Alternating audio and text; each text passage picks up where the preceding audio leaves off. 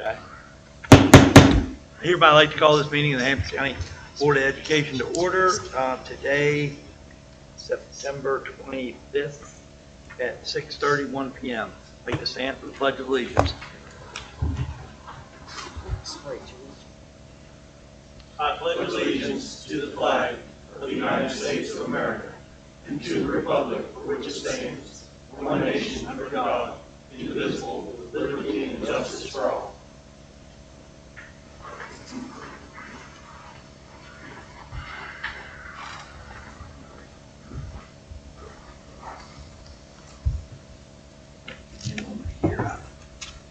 Have too many things. Got every desk. Mr. Lease, would you mind reading our mission statement this evening?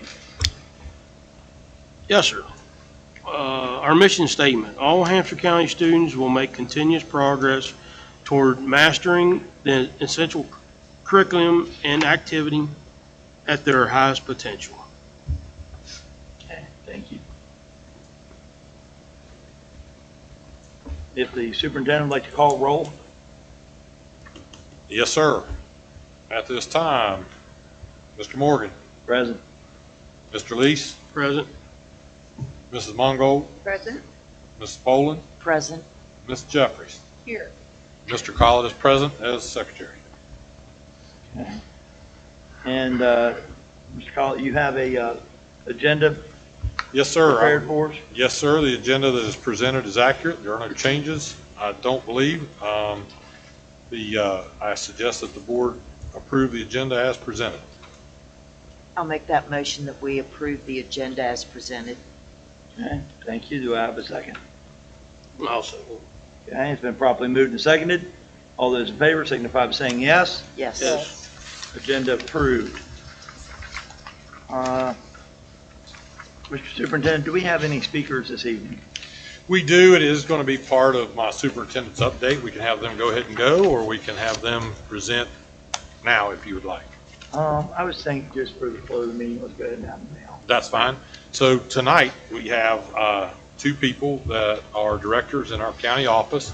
One of the things that we have been working on as an entire staff is, where do we stand as a county with our assessment scores?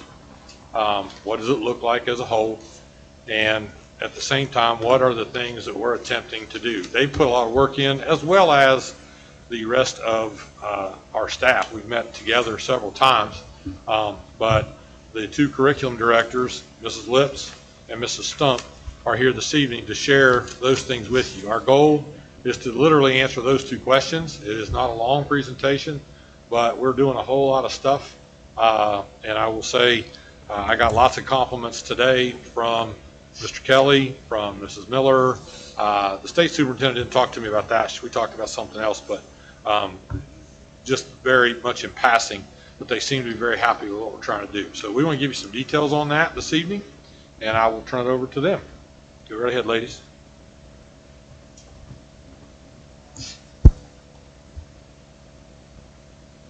Hello, can you hear me? Yep, Yes? That's good. Thank you. I don't know how to make you guys data packages that forward. It doesn't look like that.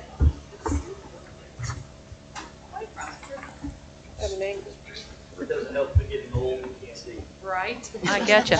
So what we wanted to present, just as Mr. Collett had said, we would like to talk about what our data looks like and the difference in our scores from last year to this year, as well as some growth strategies and things that we're working on very hard in our school systems. And, Mrs. Stump and I both feel like our principals are working very hard, our teachers are working very hard, our students are working very hard, and we just really appreciate all of our parent support and community support of our schools. So we wanted to give a data update for you guys. And this first slide you will see, maybe not see. Now that worked just a moment ago, Mr. Fizel. Chair might be in the way. Can you advance it, Adam? Oh, thank you, Mr. Fizel. So the first slide that you're going to see is our data, our general summative trend data, and this is proficiency and cohort data. So cohort data would be the same students over a period of time. So you can see on your paper as well as on the board that you have kids, you have different colors. So for instance, those students that are the green would be the fifth graders when they were fifth, and then when they were sixth, when they were seventh, and then when they were eighth. So for instance, you see that green would be, they were 41% in reading, then when they were sixth grade, they were 40, when they were seventh grade, they were 37, and then when they were eighth grade, they went back up to 44. And then you have that pink, that would be the fourth grade, fifth grade, sixth grade, seventh grade, up through eighth grade. So it's the same group of kids over a 5-year span. The same thing with the yellow. Same group of kids, the third graders who last year were seventh graders would be currently eighth graders. So we like that because it shows you the same group of kids and how they're performing. Whereas if you go across or you go down, it's the different grade levels, and then if you go down, it's just third grade. It's not the same kids, it's just a grade level. So what I find really interesting about this is you can see that our math tends to be going up, our trend for math tends to be going up a little bit more, meaning the kids are doing better in math. And then overall, they're doing better in both. So the third grade, the blue, the bottom one, you can see third grade, they were, for ELA, the top one, 40%, then 41, 39, and then up to 48. Math, you can see they were 47, 44, 35, and 45. So, and what I found interesting when I really looked at this data is Mrs. Stump will go over last year to this year will be the next paper. But when I look at the 5-year trend, now take into consideration the COVID year was the 19 to 20. So this is the years after COVID, basically, this data is. So what I found interesting was when you look at third grade, overall, you can see that we went from in 5-year period after COVID, our recovery, we went from 33 to 44. So we made a 10% growth in 5 years. Fourth grade, we would have made a 14% growth. This is for reading because we went from 32 to 46. Fifth grade, we would have went from 41 to 47. Sixth growth. Fifth grade, we had 7% growth overall. Now, seventh grade, which we tend to think sometimes is a little bit of a year where kids, for whatever reason, decline, and we're really working hard on that, and we'll talk about that in a minute. They made a little bit of a decline, 43 to 39, 4%. And then the eighth grade, we've had some long-term subs and things, and their decline was the largest over that 5-year period, 47 to 29, which was an 18% decrease. But when you look at math, we had increase for every grade. So third grade went up 21 points. Fourth grade went up 16 points. Fifth grade went up 10%, not points, 10%. Sixth grade went up 17%.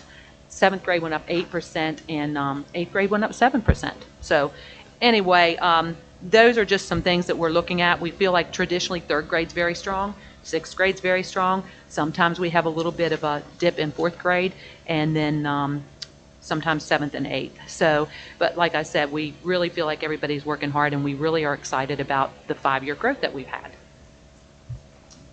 So if we want to compare our growth from 2023-24 school year to the 24-25 school year and take a look at the proficiencies in between those two groups of students, and that's the next slide with the yellow, we can see that in all of those except for 3 categories, we made growth, significant growth. In 9 out of 12 categories, we had growth in third grade from 50% to 55. We did have a dip in fourth grade from 57 to 43 in math. In fifth grade, we went up 5%, sixth grade 5%, seventh grade 2, and eighth grade 2 in the math. And it was interesting, our county goal was for us to increase 2% in math and 2.5% in reading. And so you can see where we did meet the goal or where we were close. But we did have concerns with our fourth grade and our eighth grade from last year, as they did not show that same type of growth. But we were pleased with that overall. Could that be, the fourth and the eighth grade, could that be just a staffing? Because we do have so many you know, Last year's so eighth grade sporadic. in one school in particular, we had multiple long-term subs. Yeah. We had 3 of our teachers in one wing were subs, and then they rotated. So we did not have a lot of consistencies in one of our schools, which absolutely had an impact on our county scores in that Okay. grade level. And Absolutely. And I always think when I look at eighth grade, we know that we're past COVID. Our incoming kindergarten kids, pre-K kids weren't affected by COVID, but you do have to remember that those eighth graders last year Yes. were third graders when COVID hit, so they would have missed Oh, some okay. The crucial, fundamentals. yeah, Yeah, a crucial lot skills of- that they would have needed. So, Yes. you know, I always keep track of that because I always think, okay, Patty, step back and think, where were those kids when COVID hit, and what did they miss the last 9 weeks, and then some of them Yes. the next school year. Right. So. If I could that's- interrupt also, I think it's important to understand too, educationally, and a lot of people don't realize this, third grade and eighth grade and seventh grade are application years. What that means is we go from rote memory to taking what you know and applying it. And students are all at different levels in those grades. And so, especially through the COVID years, you didn't have a lot of that because they weren't taught that. They were spoon-fed through a computer. At the same time, that's a fundamental problem in every school system. So we always see dips in those grades. You add COVID to it, you add rotating teachers to it. There's a multitude of reasons. And again, some of the things they're going to talk about that we're doing to help supplement that will kind of help how we're attacking. So those kids would have actually been in first grade, missed the last 9 weeks of first grade, and a lot of the entire second grade year, which would be phonics and Oh, reading. yes. Like Mr. Collett said, learning to read and then reading to learn when you go to third grade. I do think we are pleased with our positive grade level trends overall and our cohort growth in most of the areas as we look at that. So I did want to go, did you want to go over anything else with general some of it? Okay. The next slide actually shows Hampshire High School and their scores a little bit differently.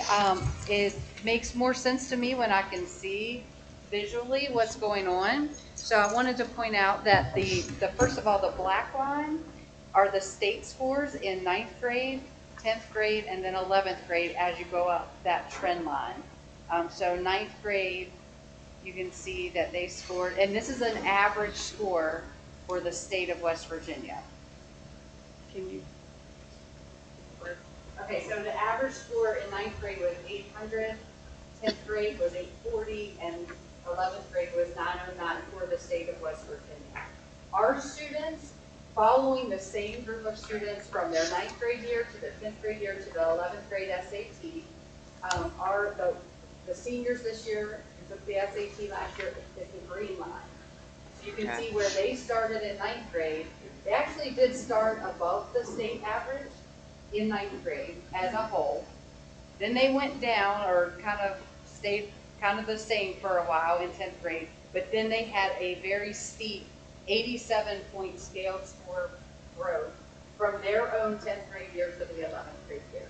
So from last year, they made considerable gains and they closed the gap with the state. So you can see in their 10th grade year, there was a bigger gap between the black line and the green line, and then we closed it.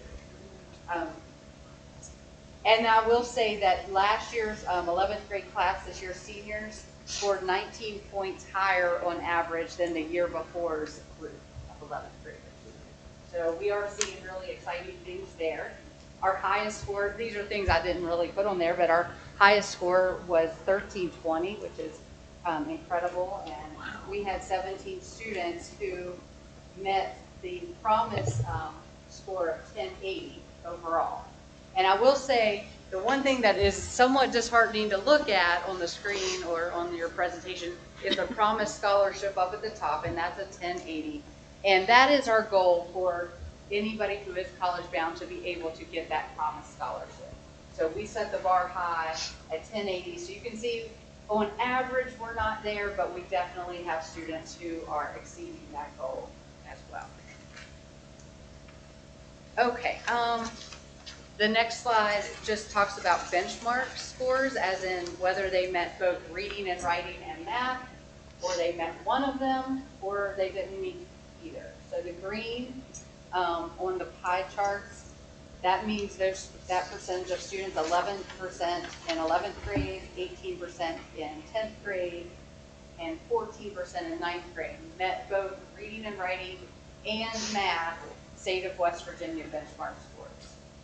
And then you can see in the yellow, that means that the students either met reading and writing or math.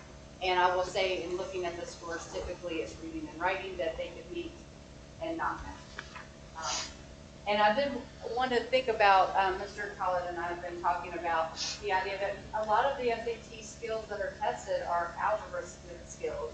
And right now, we aren't scheduling everybody in Algebra 2 because we are kind of giving them a choice of financial algebra or statistics. And I think we're going to have some conversations about whether that may be a necessary course to help prepare all students a little bit better for the SAT, and then they can have additional choices their senior year of elective math classes. That's something we're thinking about.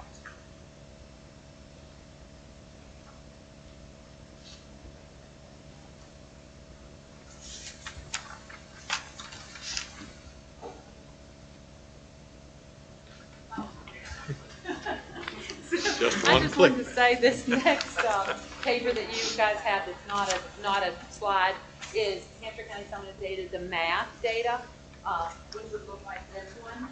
And you have it for math and ELA. And it's just a breakdown of our proficiency scores by school and grade level.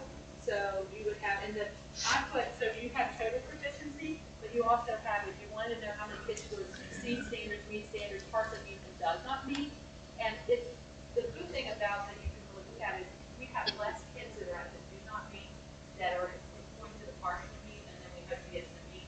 And we call those kids our bubble kids a lot of times, meaning we know that they're just on that cusp of maybe going to the next level. And so we know that those kids, a lot of times are self-motivators, but we also know that our teachers can do a lot to motivate those kids. So we're really working hard with that this year. We'll talk about that in a minute. But I highlighted scores that were above the county and the state for the schools. And so you can see that there's a lot of highlights. So that's one for ELA and one for math. And I did it through 8th grade. So that's just something for your information. One school to show you kind of where our schools are performing. I know, it's exciting. Yeah, looking at it, there's We have some really good scores in there. Yes, we have some really exciting things going on in our buildings. And as Ms. Stump said, and we'll talk a little bit about that, a lot of times when we're really, really working hard to train our long-term substitute and our new teachers so that we get that. And Mr. Collett and I and Ms. Stump talked about it all the time. So, okay, if you have a teacher that when you're looking down at this score and you see, oh, there's a 5th grade teacher that got 69%. Okay, what's that teacher doing to get that 69% proficiency? So, same thing. We have a 4th grade teacher for reading, 76%. Okay, what's that 4th grade teacher doing for reading that they're at 76%? So we know that we're going to use the people that we have because we have master's teachers in this county. And so we know that all of our teachers are working hard. We just feel like some of them have kind of figured out exactly what they need to do to master the standards. So we know that we're going to use a lot of what we have in there right now. So that next slide is we just want to talk a little bit about our instructional goals. So when we were deciding on our goals, we decided that we really want to get to kids' scaled scores. So our first goal is on the summative. Hampshire County Schools will increase student achievement in reading and math with at least 75% of our students demonstrating a combined growth of 50 or more scaled score points on the summative assessment. And when I asked Mr. Kelly, who is the state data analyst, I said, what should we shoot for? And he said 50 point scaled score combined. So they could have 20 on reading, 30 on math, 25, 25, 10, 40, whatever. And so we put summative, but we also will look at our K1 and 2 on our ready to see if they meet that 50. And so that way, the great thing about it is we're looking at individual kids. We want our kids to grow. So we're looking at our individual kids. We're keeping a lot of data on individual kids, and then we can really hone in on those kids that we know need a little bit of extra intervention. So And I think we that really will love make that. a difference. Yes. Because we tend to look at the big picture. Yes. Percentages and averages, but when you dig down into what's Christy doing in class, Right. and what's Patty Yeah. doing in class, and so forth, it personalizes it, and we're gonna really focus on individual skill gaps and needs and tiered small groups. And our teachers are like, oh, this is manageable. We feel this is manageable for our kids. We feel like this is manageable as teachers. So I was glad when Mr. Kelly was saying that, and we were both like, yes, we would love to focus on kids growing instead of just looking at an overall percentage. And then we wanted also our cohort, which is the same group over time, and our grade level proficiency to increase. So we're always looking at our grade level proficiency as well as what our kids are doing from third grade to high school seniors. So those are our two goals. And then our last So we wanted to talk about a few strategies we have, and these are just, he said keep it short, but we're just highlighting the top 10 things that we're focused on, but we have a lot of other things in the works. But for professionally, one thing that's exciting for me is that I have a secondary academic coach now, and she's doing an excellent job working with our new teachers.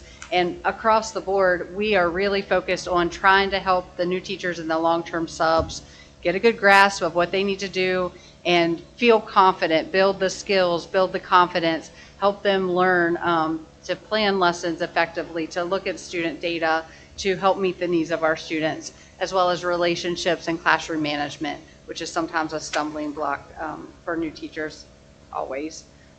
So we are doing some boot camps.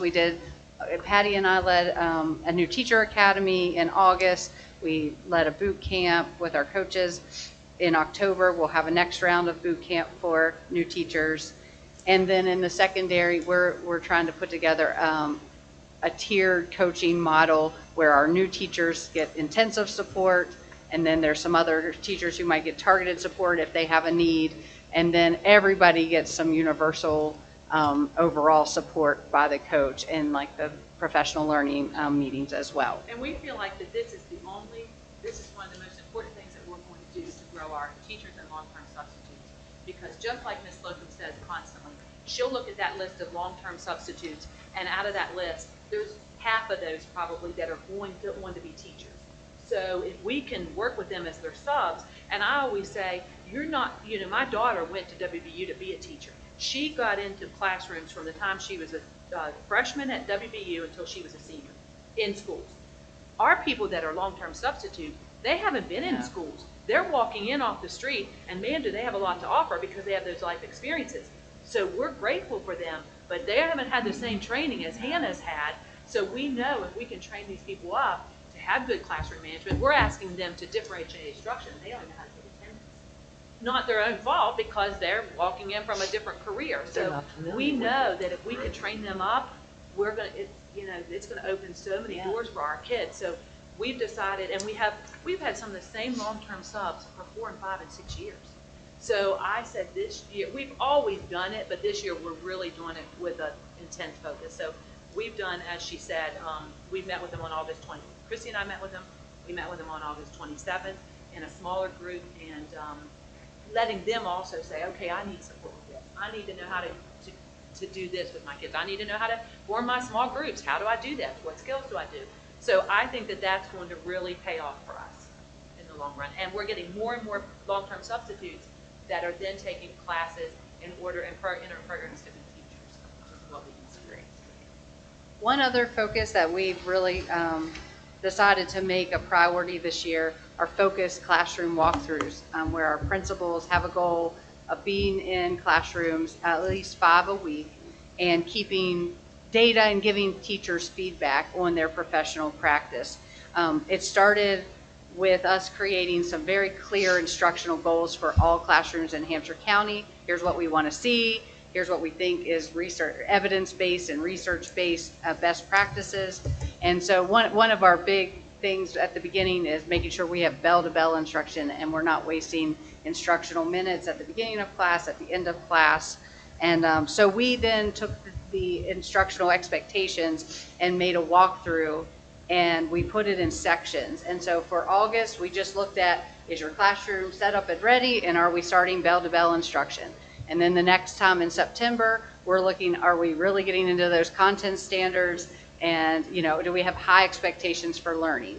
The next month, we will look at student engagement, and are students actively engaged in your classroom? And then we'll go on to higher expectations, or in higher level questioning, and authentic performance tasks and projects, and so forth. So we would like to make sure one thing's in place, then go to the next month and have a focus to where we can hopefully help teachers grow along the way. And with that, we have provided professional development for both principals and teachers. Mr. Collett has led us to looking at the year at a glance, and especially the first semester, and saying, what's our focus for this meeting? And principals meetings are no longer just informational meetings. It's a way to develop principal knowledge so that they can turn around and lead it with their staff. So last time, Mrs. Lips and I led a meeting on professional learning communities. What is it about? How do we lead it? And we tried to model with them and had them brainstorm topics that would be helpful for teacher growth.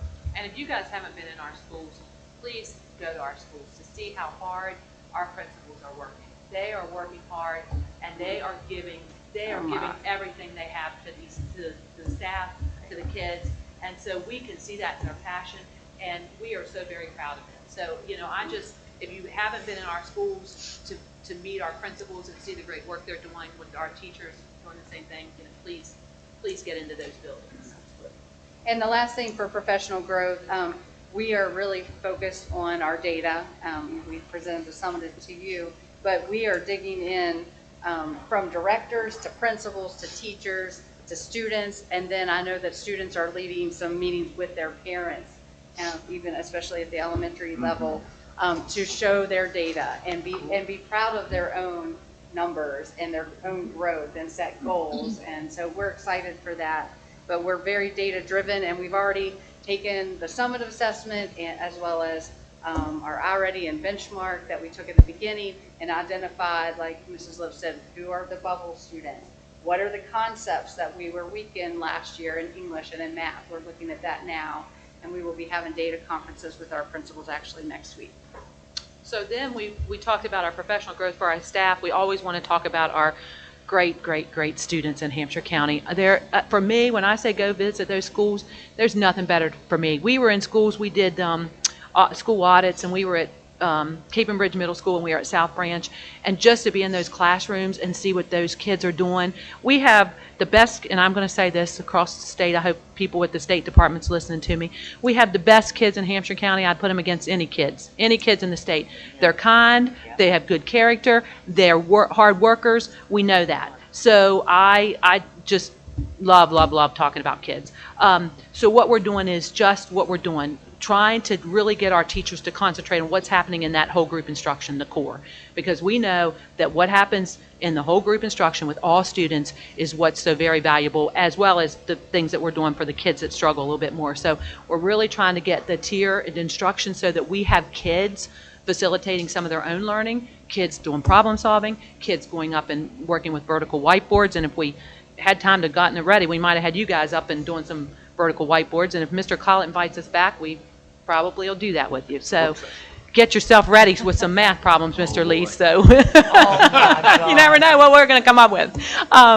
So anyway, we have a lot of that going on with trying to really do our core, and then as well as if kids need a little more help with or they're struggling with some skills, then we have tier 2 and tier 3 intervention in reading and math. So that way it's small group, and then kids really get the skills that they need. We're working on writing across the county. Mrs. Stump has writing goals for her secondary schools. I've talked to my principals about constantly writing. I know my reading specialists are now in the classrooms helping with writing at elementary level. My instructional coaches, they are talking about writing. We just had a meeting with my coaches in my Title I, and they were so writing's all on the same page with us. We have some really great teachers that really can teach writing well, so we've had other teachers go to their classrooms and observe writing. So we feel like writing, of course, is going to always help reading. So if you are better at writing, and you all know writing's hard. It's hard to teach, it's hard to do. I mean, with all the AI stuff, it has become a little bit easier, but it's still a weakness in many people. So Miss Stump and I are always, I'm like, we'll read something, she'll be like, no, it needs a comma here, and it needs a period there, and I'm like, oh my goodness, did I put a capital letter? So anyway, we are really trying to focus a lot on writing. And I do want to say at the high school level, I worked with the English team there and the experts in the English team, and I kind of said, here's our goal. How do we want to do this? I want your expertise. And they looked at different strategies, weighed pros and cons, and picked a strategy to utilize across the school. And then they led the professional development for Hampshire High School, and I'm very proud of them. So they know that the goal is to write in every class every week. I also think that they are doing in their advisory, doing writing Wednesdays, every Wednesday in their advisory class, hopefully connected to career growth and some other character development as well. But they have a strategy that we then are rolling out across the secondary schools that include higher level thinking skills, thesis statement, evidence, analysis, and I think it'll be great to watch the progression of skills. And when we were at Mr. Collett and I were interviewing the Cape and Bridge teachers, we were talking about this, and Mr. Largent, he said, and I'm having my kids in PE write, and they're like, we had to write in here, Mr. Largent? And he's like, yes, it's one of our goals. And I said, that's right. All across, we need to write. And then we put the bubble students, we talked about those a little bit. Those are those kids that are just right on the border of they could go up or down, and we know that we're going to get them to go up. So we're really focused on some of those kids with our after-school tutoring and with our small group intervention. So we're really trying to work hard to identify those kids, number one, and then really meet with those kids. And a lot of times, honestly, it just takes a little bit of faith, a little bit of relationship, motivation, and connection with kids. And they're kids, they want to please us. They want to do what they want, and they want to have good scores. And I know that with our teachers teaching the way we want them to do, I know that kids will make growth. And then we were just talking about a little bit, we have some programs that help us with the individual pathways for kids, such as iReady. The Wonders program has one, and some of those things where kids, once they take a benchmark assessment in iReady, then it puts them into an individual pathway and then helps them with the skills that they need to build on. So we're doing a lot of those kind of things with our resources that we have just to move kids to the next level. Of course, at elementary, we do a lot of stuff with reading, phonics, phonemic awareness, and programs that really, really are scripted to teach kids because they need those phonics skills. So we're doing a lot of things with our resources. And I'm happy that this year we also have a resource for the high school, because I think that was lacking, of having a data source that we could really look at and see where it's weak and where are they strong and what do they need all along the way. And so we have purchased Mastery Prep, and our students have taken their first benchmark test, so we can see where they start now in terms of our goal, our SAT goal, and we can see what areas in reading and in math that they're weak. We can identify which students are on the cusp that we really need to focus on and get them across that finish line for their SAT scores. And we're going to be attempting some skill groups and tiered instruction even in the high school using that data. So I'm really excited about that. And they are also incorporating that into their advisory time. Once a week they focus on reading, and kids get on and they work in their individual level, and then in math the next day. So that twice a week they're working on SAT specific skills. So then this last paper I gave you, just for you, so you know, we talked a lot about small group and tiered intervention, and that just tells you some of the things we're doing for reading and math. And if you have questions about this, you can certainly email me or Mrs. Stump. I'm not going to get into those, but what questions do you guys have for us, if any? This might be too broad, but what do you do with students that particular day, just, that we all have an off day, and there are times that you get a certain day that student just doesn't test well that day? I mean, is there any way built into the program that you can say a teacher or an administrator perhaps could identify that and say, we're going to stop right here because we're wasting our resources and our time right now with this student? Maybe the student's coming back from having, a nagging cough or something, it's just not, is that figured into this at all? We do a little bit, Mrs. Jeffries, and it's funny because you mentioned that about summative. That's the end of the year test, the GSA. And I know we do look at that. And my coaches will call me frequently and they'll be like, you know what, Ms. Lips, this kid just isn't up for it today. We're already the benchmark. And I'll be like, okay. But I remember when I was a principal, I had a kid that I had worked with, extensively from second grade, third grade, fourth grade, fifth grade. And I remember the teacher coming to my office and she said, I'm telling you, he is not in the mood to take this end of the year test. And I said, okay, let me talk to him. And I said, what's going on? He said, I don't care about this test and I don't care about that teacher. And I said, you know what? You and I have been through a lot. And he said, we have been. And I said, do you care about me? Because I really care about you. And he said, I do. And I said, will you do this for me?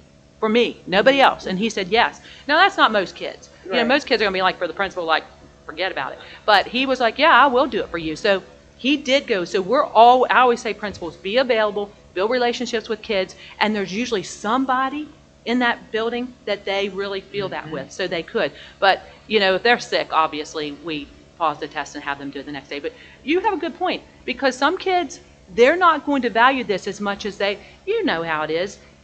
Would you rather be sitting inside taking a test or out on your farm? These kids, a lot of them like to do things with their hands. This test isn't going to mean as much to them, but if they know that it's meaningful to somebody else in their life that they care about, they may. And our kids do well. I feel like they do try for us, so I feel like we're really, I know you guys did a lot of things with your SAT up at Hampshire. They had the kids come in themselves, which I thought was a great plan. They fed them breakfast. So, yes, and you're still going to have kids that sometimes, they're just not good test takers. That's And some people, me. it's just the way they are. They get test anxiety. Yeah. So we work through that with kids. I used to have a little kid that would write. She'd be there until 4:30, and I'd say, honey, you got to wrap it up. You got to wrap it up. We already called your mom. Your mom's coming to get you, but you're going to do okay on this. Don't let this get you so worked up that you feel like you're going to get sick because of this assessment. I'm going to still love you. I'm going to still love you if you don't. It's okay. So I think once they know that we're still going to care about them, they're usually going to try with us, especially in elementary. And I think honestly, the focus, on the summative assessment, it's a number for that day that we use to judge the whole year, which is unfortunate. But I think overall, we understand we're teaching the whole child. We're teaching children, and that includes a whole lot of aspects. We focus on academics. That's a very important thing. But we also try to meet their social, emotional needs, their physical needs, and care about them. And relationships are foundational to anything we do academically, and it has to come first. And Mr. College talks a lot about sports. You probably haven't heard him do that at all. But I always say, I can't win the U.S. Open if I'm not practiced. So we tell our teachers that all the time. If you get them ready for that test and they feel confident because you've taught the standards, they're usually the top. So, that's what I always say. If you don't get them prepared for it, they're not going to be able to do it. But if they feel confident in it, they're like, oh, okay, I think I know this. So what we do. I do have to say, talking to some of the kids, especially at the high school, it's always been a thing. I'm not college bound. Why do I take this? And it's the tide is changing. These kids are starting to understand. Well, I need to take this test. And it's not just an assessment of me. It's the assessment of the education. Right. It's like, well, this isn't working. Me and 9 of my buddies are bombing out on this. There must be a reason it's not coming to us. And some of the kids are willing to, they'll give it a try. They'll try to better the system. But I did want to say, I was writing here and a thing on my paper. You ladies have definitely taken a monumental task. And I just, was thinking about all these things. And then the adage kept popping in my head. How do you eat an elephant? It's one bite at a time. And you ladies have definitely worked at that. And I really like the idea of the principles, taking one section, not to overwhelm someone with, well, you need to improve on this. You won't become effective because you're going to get lost. Yeah. So, I've been guilty of that before, I'm sure. Well, I could be accused of that. But I am excited that we're focused on growth So no matter where they are, we're not trying to get, I mean, we know that it's not necessarily possible in a year to get everybody's Right. proficiency, but we can, every child can learn, and we can all grow where we are and prepare every child for his or her path in life, you know, and what their career and their focus is. So we want to prepare all students. As long as the steps we're taking are going in the right direction. Exactly. Yes. That, Exactly. whether they're baby steps or giant steps, as long right. as they're all going in the right direction. And it's growth for everybody, growth for our Yes. kids, growth for our teachers, Yes. growth for our principals, and growth for us. So I feel like that's, when we're talking, everybody is in this together. You know, it's the whole thing, it takes a village. So we feel the same way. I feel like we're really making good inroads with what we're doing in the campus. And I think some of our mindset, I know in CTE and in middle school, is also to try to provide more engaging and real-world authentic projects, hands-on labs, collaboration, things that make kids want to be Come to there. school. And focus on innovation and entrepreneurship. I hope that we can build in the future. I mean, I want students to be problem solvers and be able to create and feel like their work in school is meaningful for their lives forever, and what they're learning is valuable. And it won't just come down to a test, but they're going to be learning skills all along the way The that whole way will through. be demonstrated People on the state test. And it's funny because my daughter came up recently. My daughter that works, she teaches also at a private school in Pennsylvania, and she came up and we came through the office for something, and she saw our whiteboards up, and she said, "Wait a minute, you know, what are these?" And Hannah said, "Oh, you know, we're having kids up, and we're having kids moving around, we're having kids engaged." She said, "I want these. Where do you get them?" So, you know, here we are, Little Hampshire County, West Virginia, doing these great things that, you know, in Pennsylvania, all this school that these kids pay a lot of money to attend, you know, they don't even have these things that we have down here in Little Hampshire County. So, you know, we were like, oh, okay. So it really made, like Christy said, we're really trying to get our kids to be thinkers and problem solvers and work in groups and teams. And I think that it's really going to make a difference in our state. Can you tell me just a little more about the, I was talking to one of the elementary principals today, and they had mentioned about the kids and the parental involvement with the test, and how does that work? The data. That seemed like something Data talks. completely new. Well, we've had several principals have done that for years. So I know Miss Umstead it here, and Mrs. Morris has done it at South Branch. So what I do is through Title I money, I pay for subs for the teachers. So then they rotate the subs through, and they invite parents to come in and have data conferences with their kids. And we used to do this years ago at Romney. We would have like donuts with data and donuts with dads, and you know, so we've done a lot of those things. But if the kids can talk about where they're at with their parents, and then we can say, hey, mom and dad, if you could just read with your kid at night, or if you could listen to your kid read, or if you could, my gosh, there's so many things you can do in math when you're riding in the car with them, you know. So we're really trying to get our parents, and we know we have really great parents, and we say, you know what, they're giving us these great kids, so we want to acknowledge that. So we're really trying to get our parents to be partners with us and really work hard with us with the kids at home to help build those skills also. So yeah, we're having data conferences. I know Miss Morris has already talked about having her set up. Mrs.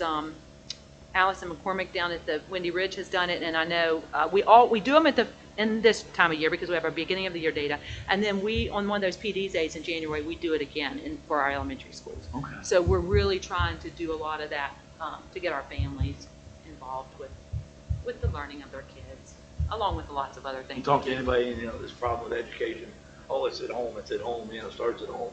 But what, there's no better way to bring home and school together.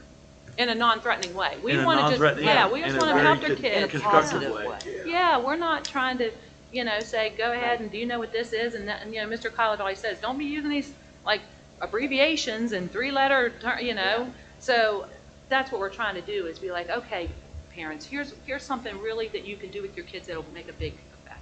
So we're enlightening that. I'm going to broach a subject. I don't know if it's something I should know or whatever, but because I know there are some special education children that cannot take tests. So how is that factored in? I mean, is it across the board if they're in special ed that they you you make a determination whether they can or cannot be tested? There's Well, a everybody test called, tests. it's Everybody called tests. alternative. It's Assessment. called alternative assessment. Alternative And so assessment, those kids that don't take the regular West Virginia summative assessment, there's an alternative, and there are modules, and then the teacher works one-to-one with those kids. Okay. Yeah. So they also get scored. They do get a score. We Mhm. don't have any kid that really doesn't test, and we try to get 100% test rate, as much as we can. Right. So we are asked to test every kid. And those are set up through their IEPs. And then I also have to test kids that are English learners in this county. Yes. So we have English learner kids in this county, and I have to do an English learner assessment every spring with every child individually also. So I do that with those kids. And that's separate too. Thank you so very much, ladies. Thank you. Thank you very much. And your Looks hard work promising. is not definitely gone unnoticed. That's for darn sure. No. You've done an very awesome pro- job. Very promising. I'd like to give a little summary before they leave. I'm going to toot their horn a little bit. It's not just them. This whole office has participated. I'm going to tell you, we have a lot of what they've talked about. We already had. I've added a few things in there. I've pushed them. We reorganized a little bit. I've used the analogy before. You turn the light on, all the spiders run. Now when you turn the light on, the spiders are still there, but they're all lined up in rows. And we're goal oriented. Everybody has a chance to participate. We want new ideas. If the teachers give us a new idea, that's great. We encourage that. But I'm very proud of the hard work that this office is putting in. I'm very proud of our principals because, it's easy for the board office to say something, but if you're the principal, are you really going to do it? Our principals have come and made comments to me about, one, what we're doing. They're appreciative of the goal setting. They feel like there's an obvious direction, and they appreciate these people. So that's important. And now we've done 2 audits. We're going to talk about those a little bit later, but I'm going to do it now. And in the 2 audits, almost every teacher, we had a mirror conversation just like that. They're on the very edge in learning. Everybody understands data. But, even on my calendar in my office, the 4th quarter, the name of our 4th quarter goal is prove it. And the teachers are starting to think that way. They don't say the word prove it all the time, but they're starting to talk about data, and not just data for the school or data for their class. They're talking about their individual data, their kids' individual data. I posed a couple questions in our audits. If I look at you in the face and say, what are the top 5 standards in 7th grade math that you did poorly on last year? Can you tell me what they are? And they kind of get big-eyed, but a couple of them have said, no, not that specific, but we know where to go to get them. And so we're going to work on that. That's what we're working on. So it's a developmental process in motion. And they have already, I've told everyone, including my mentor, and he agreed with me today. I talked to him about it. My goal at the end of the year was to have some of this stuff in place. We're in the 2nd month and we have this stuff in place. So I'm very tickled, and that only happened because of them. And so I look forward to that moving forward. Our teachers are receptive. Our kids are now excited. Looking forward to tomorrow going to Cape Ridge Middle School. We got a big event up there going tomorrow and all the school enthusiasm. So hopefully we're going to get up there. But that kind of stuff is going on everywhere. Romney Middle School, we're hearing great things down there. There's a directed focus, and I attribute that to these people. And I want you to understand that, okay? So that's all I have to say. Thank you. Thank you. Great.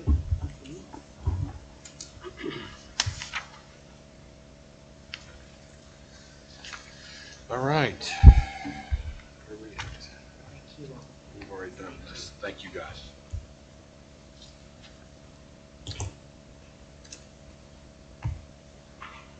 I think we're on number 3. Yep. Approval of minutes. Yeah, I was waiting on you. Has everyone had an opportunity to look over the minutes from the previous meeting?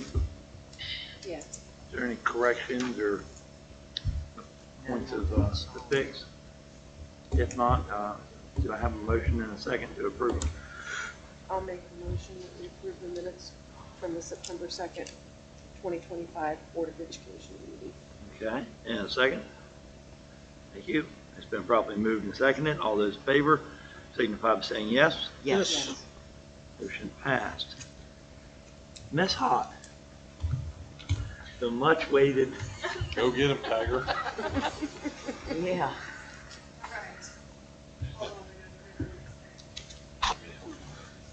Okay. Sure. So the stack that I put on your, corners of your table was the actual financial statements. I have one page by page, because you'll be here all night over here. Thank you, Jesus. But it's just a printed out version of what I had emailed you all, so.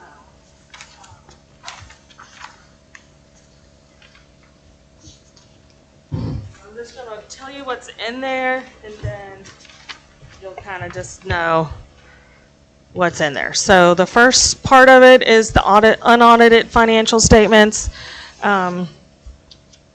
It is a lot of work to get these done, but they're all done, everything ties. And just overall, school system follows the cash basis every day of the year except for June 30th. So for governmental financial statements, you have to present the cash version, which are your fund statements, and you can find those on pages 15, 16, 17, and 18. But then we have to flip it to accrual. So what we would have earned as of June 30th, what we should have paid out by June 30th, we have to capture that. That's what the district-wide statements are, and they start on pages 13, 14. So that's why you kind of see like two different statements in there, but that's why you do that.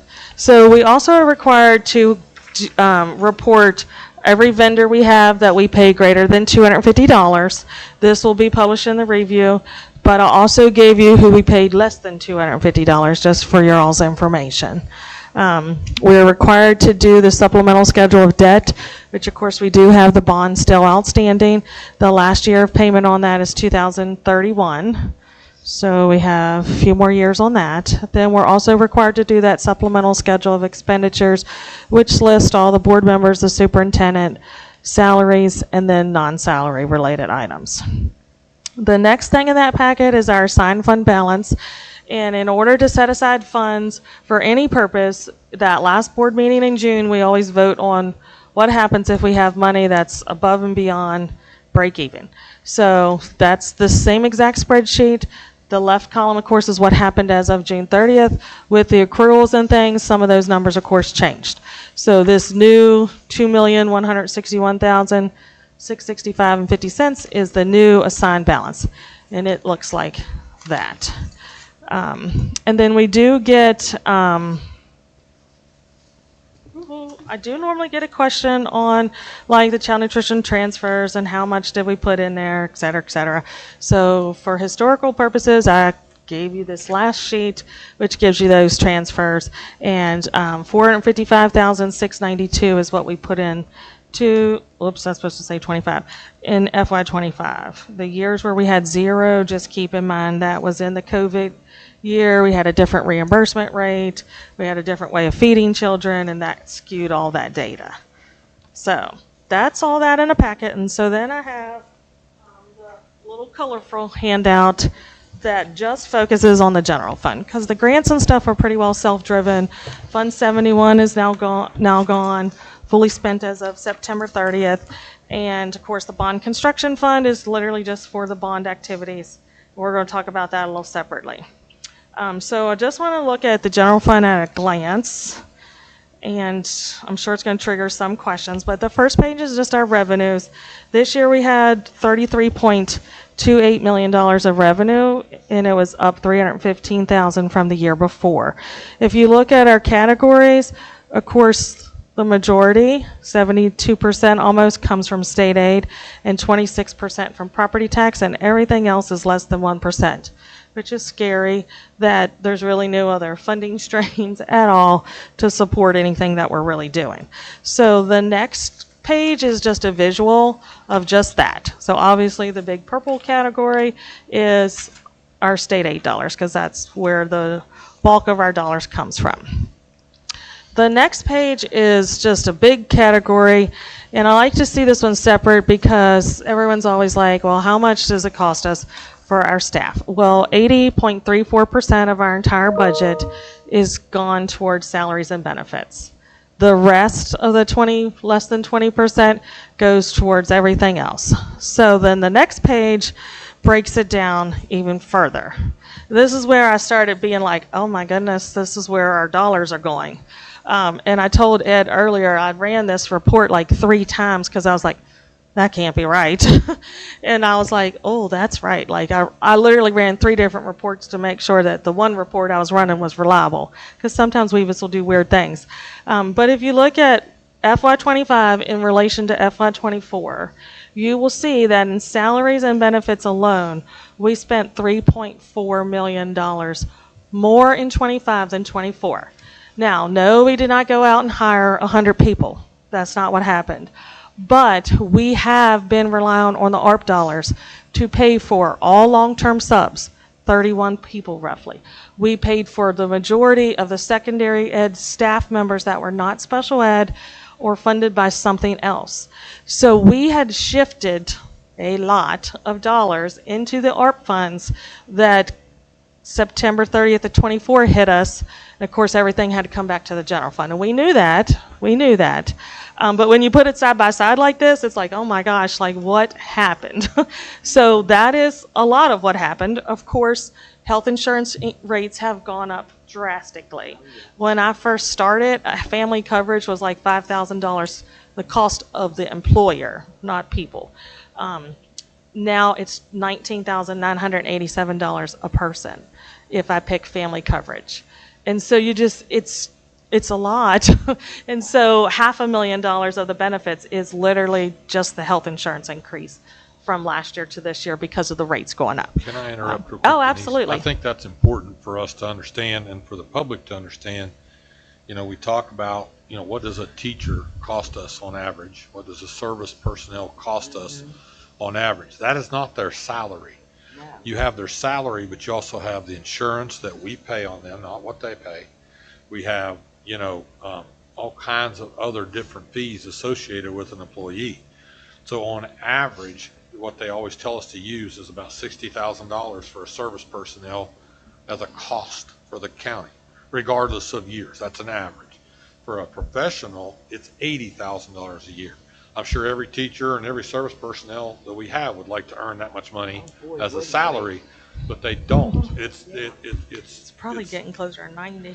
Yeah, it's going up now, as you've heard these raises. So I will say this, after speaking with Mr. Hasselflute, the vice president of our ASA, the Superintendent Association, our elected officials, I've talked to a couple of them, you know, that whole process is going to be under review. And I appreciate that by the legislature. At the same time, they're not sure what to do. And I don't blame them. It's an animal that is very difficult to conquer. And I think it's going to take a lot of research. We're going to have to look at other states. We're going to have to look at something because, and this is the statement I want to say out loud to the public, we are on the verge of myself having to bring proposals to you based on finances, not based on curriculum and what's best for students. And that's not right. I don't care where you are. And so we don't want to waste money. We want to be frugal, and that's what we're trying to do.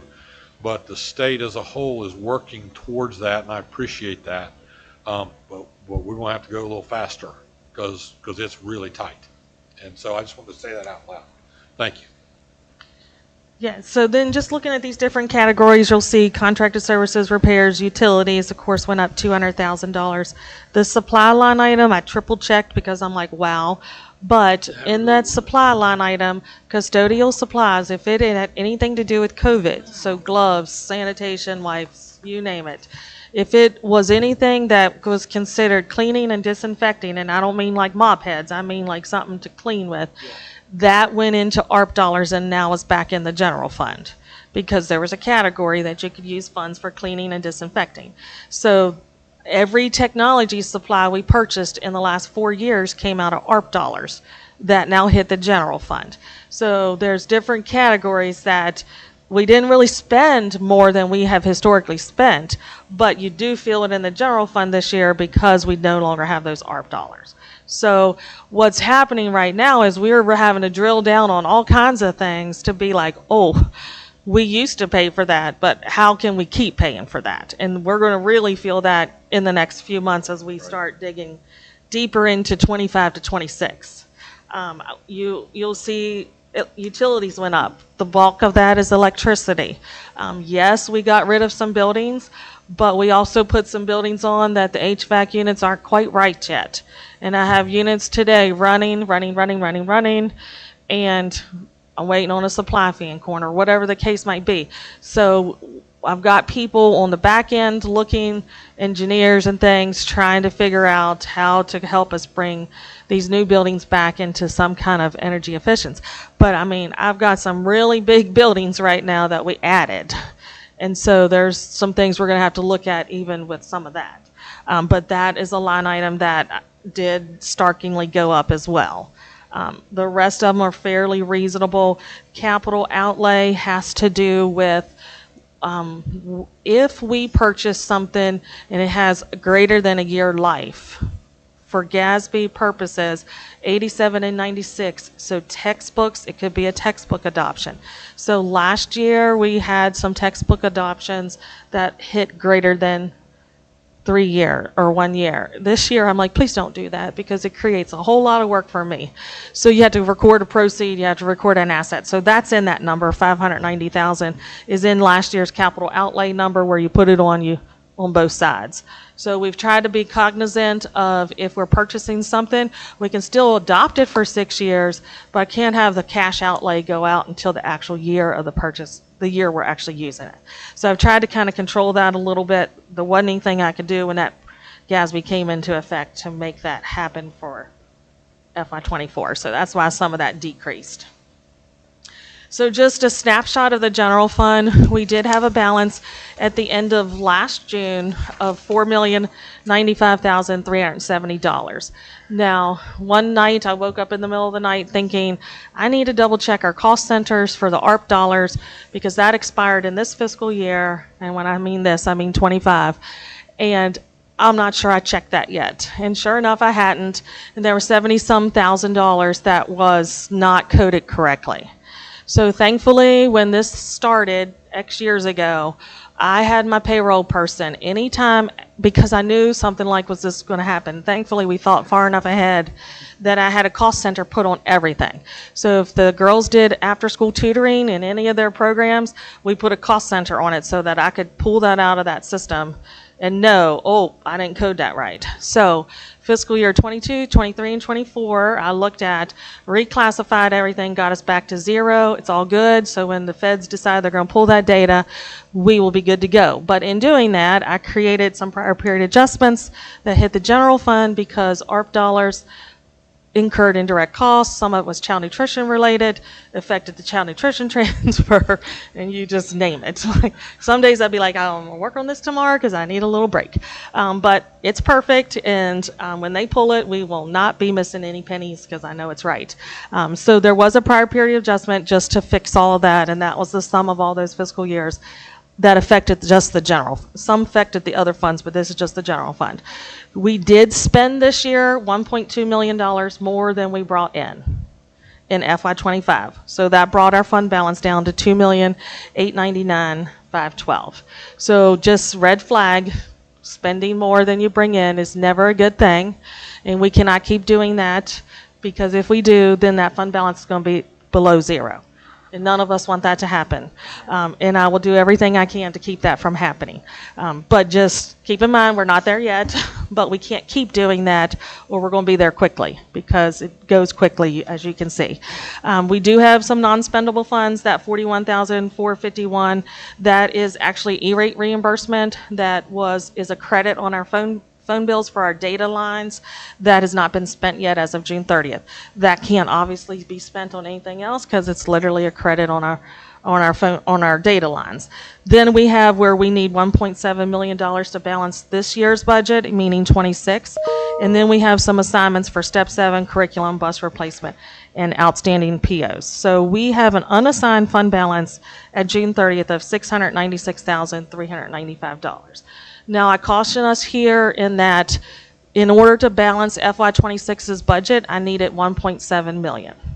So status quo, if I pull everything over into 27, which believe it or not, October-ish, I will start FY27's budget and starting to analyze things so that when they're starting to make personnel decisions, I have accurate information to be able to get. And I'll start that before we even get our state aid numbers. But it's just things that we just have to prepare ourselves for. So just keep in mind, yikes, that's a little scary. So if you hear we have a fund balance, yes, we have a fund balance. But if you hear, hey, we can't spend that, this is why, because that number needs to get higher. There are some areas in the 26 budget that I'm a little nervous about. Sub-cost I know are too low. I know that for a fact. And I'm a little worried about electricity. I have $975,000 budgeted for electricity this year, and we spent more than that this year. Now, we are shutting down buildings. Power's been turned off in certain places, but anyways, I will start analyzing that regularly and keep you up to date as we go. So any questions on Fund 11? Just Fund 11. Just one real quick one. Yes, sir. On the, back to the supplies, Yes. let's say $800,000. Is that pretty well historically correct?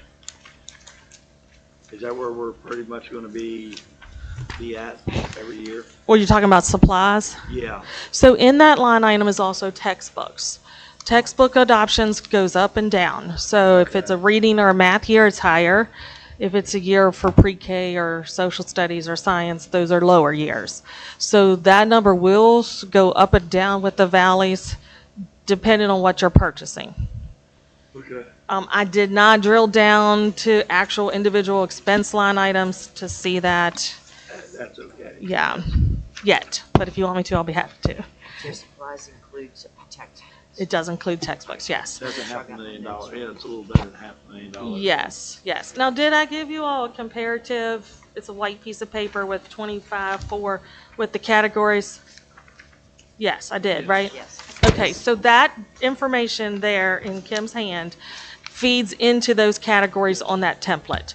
So you can actually see more than just these 2 years. You can see the trend for multiple years, and then just keep in mind, there's that ARP year window, and then there might be a math or reading adoption in there. But you can kind of see the different categories I squished down so that we didn't have like 3 pages worth of data on here. But because like electricity, water, sewer, some of that's utilities, so. Yeah, and then our BREM insurance did drastically go up within the last 2 years, and that was a statewide thing. We do get a credit on our bill based on the loss control. There's some paperwork we have to fill out as the year goes on. January it's due. So we are working with BREM to see okay, what can we do? Across the board statewide, there was a rise in just liability claims in general. And that's when bam, premiums just went up.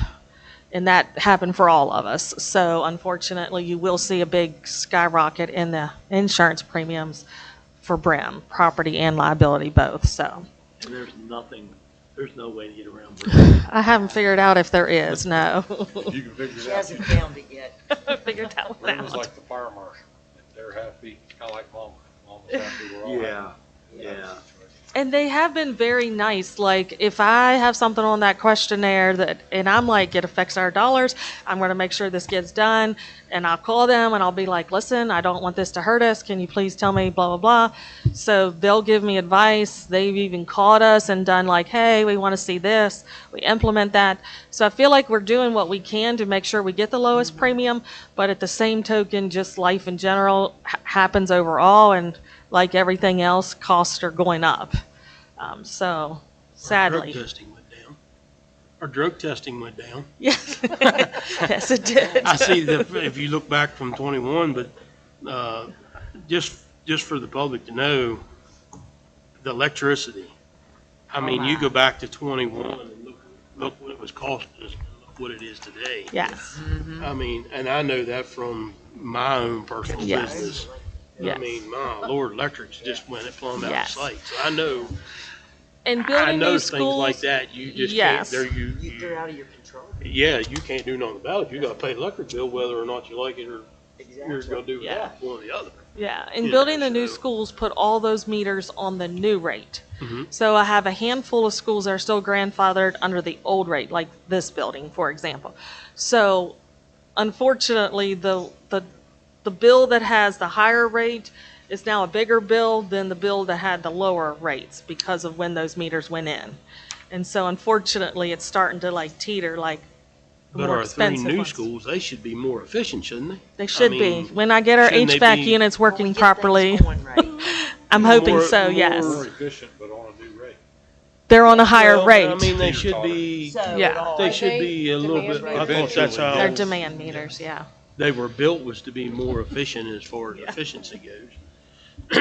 Yeah. That's, Yeah. that There is is. so unfair. It's hard, yes. Yes. Legislature ought to do something about it. Well, I mean, I think as a whole in the whole country, the electric thing, Well, these somebody needs demand- to be doing something about that because that's, Yeah. The demand meters, you're not being charged for the actual consumption. For what they make available. oh, yeah, they just, yeah. So the last thing I gave you, I think is the last thing I gave you, is where are we with the bond funds? Because that's just good information.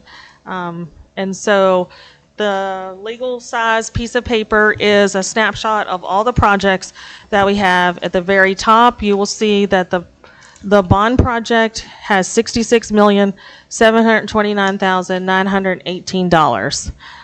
We have spent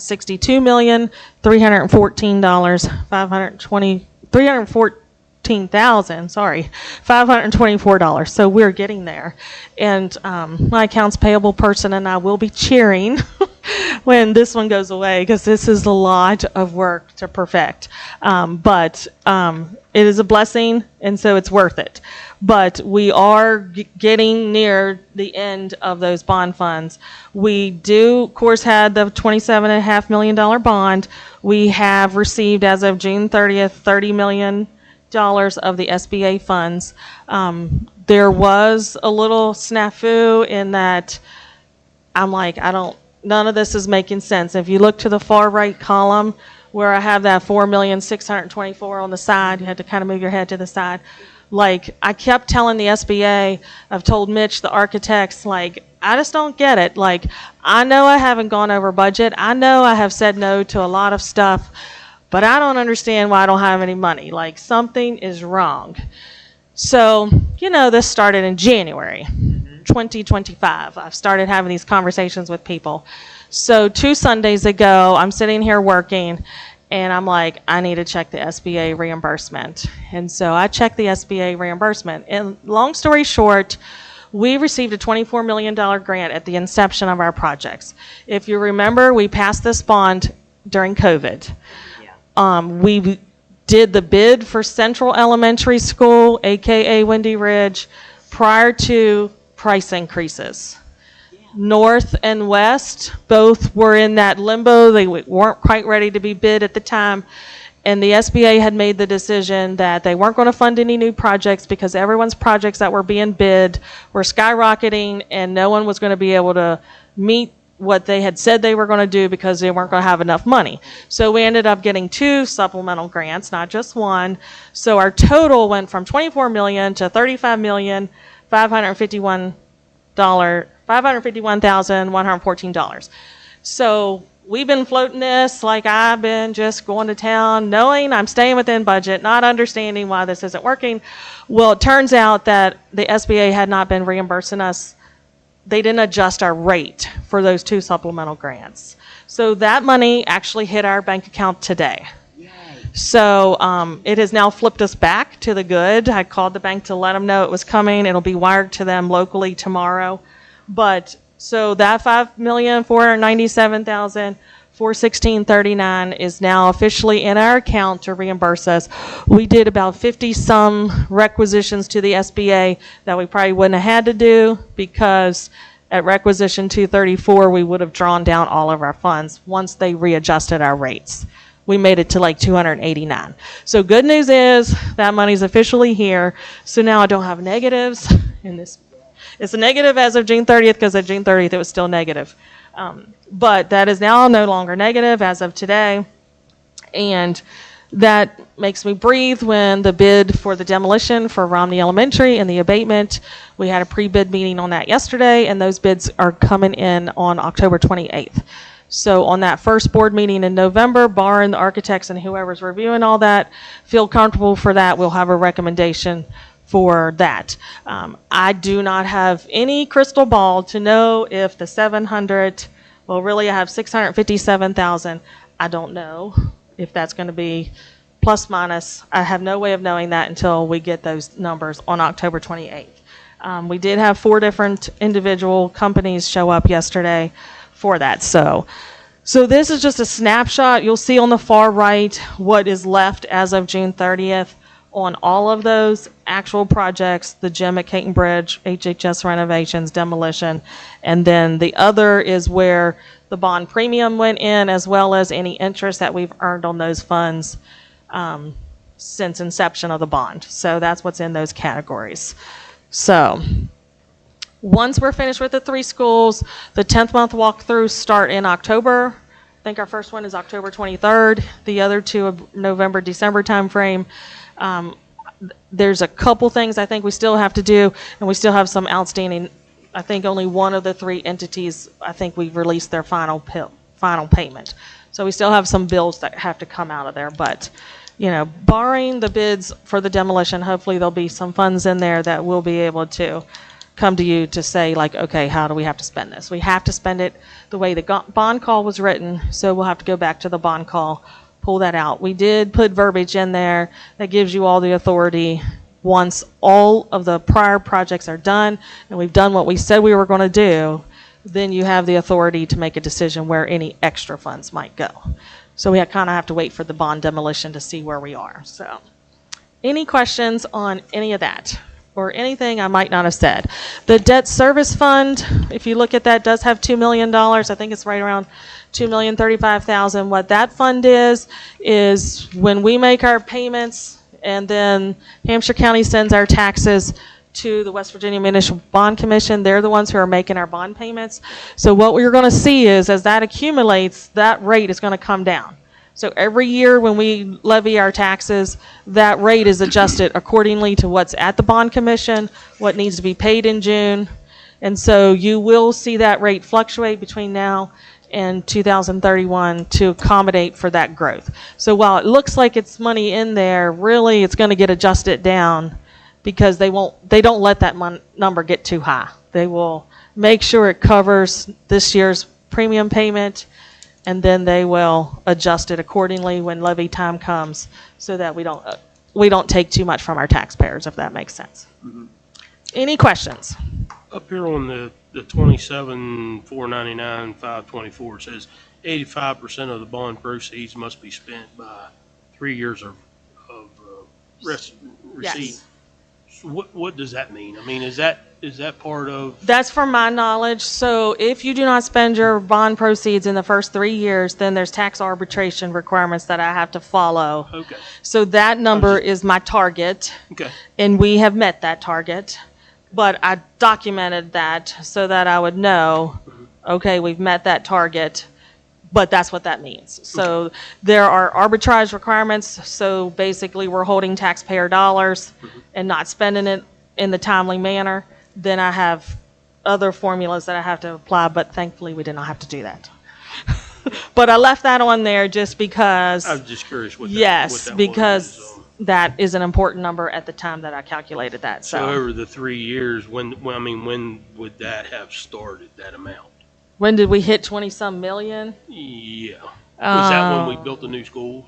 Because over the past 3 years, it says upon receipt, you have to have that spent, 85% of I that. had to have it spent by the end of '24. Oh, okay.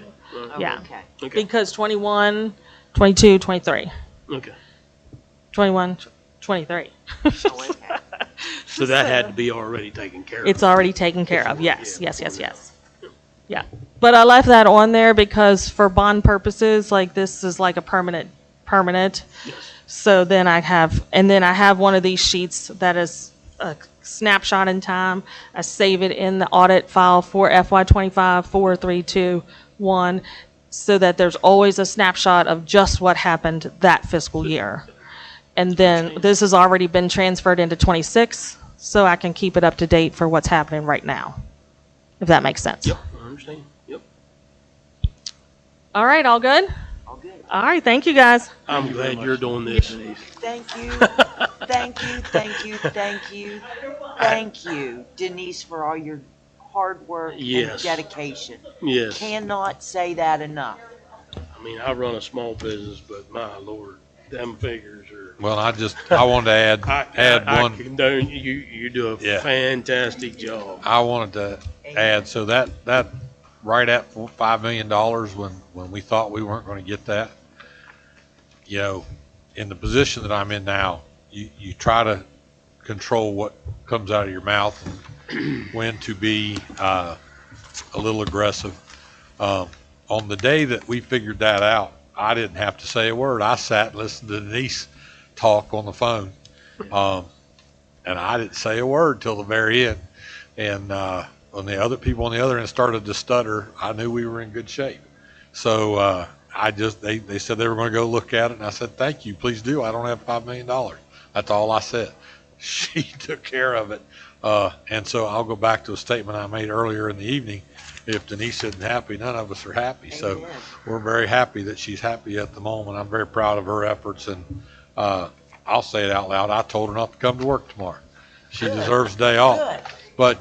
But she's coming anyway. She won't listen, so I might have to write her up. So anyway, I know. stopped in her office earlier today to talk about some numbers and stuff, and the woman's got a bottle of Visine on her desk to keep her eyes from burning. Yeah, She got it pretty bad. she has been phenomenal. Well, I will say this. She doesn't know this, but anytime I have a lot of people, sometimes you don't realize how many people you have touched in your life or you've been involved with.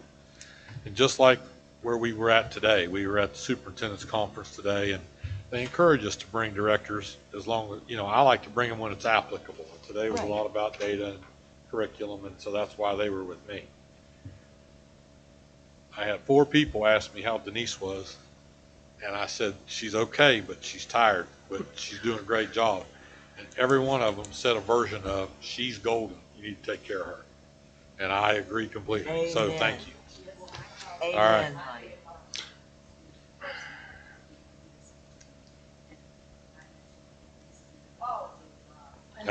Yeah, I know.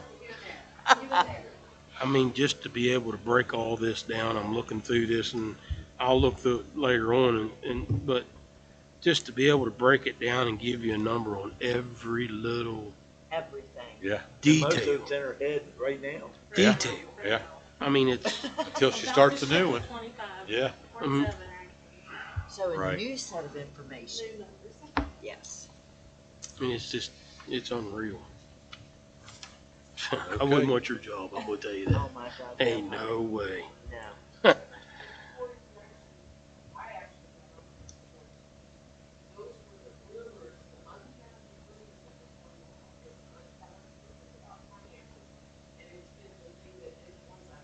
Mhm.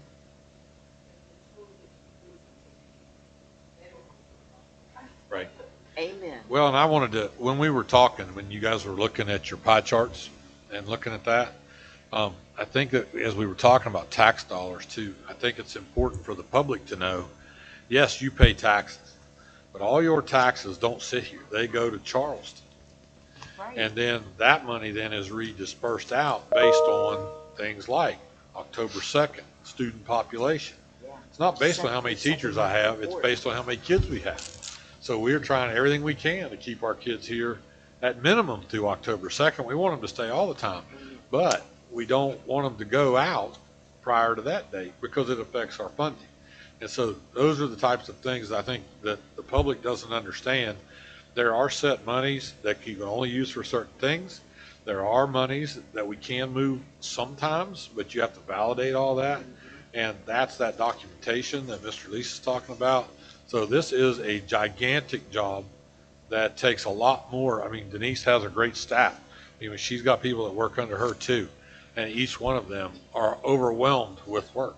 And so to be able to keep this straight like this, I agree with Mr. Lease. I don't want that job. Oh, no. You talk about who to trust. I trust this one with everything. I trust Okay? the department. Yes, I do. I agree. I mean, just All right. detail. Just- Yes. All right, section 5. All right. So, If you'd like, I can take it from there.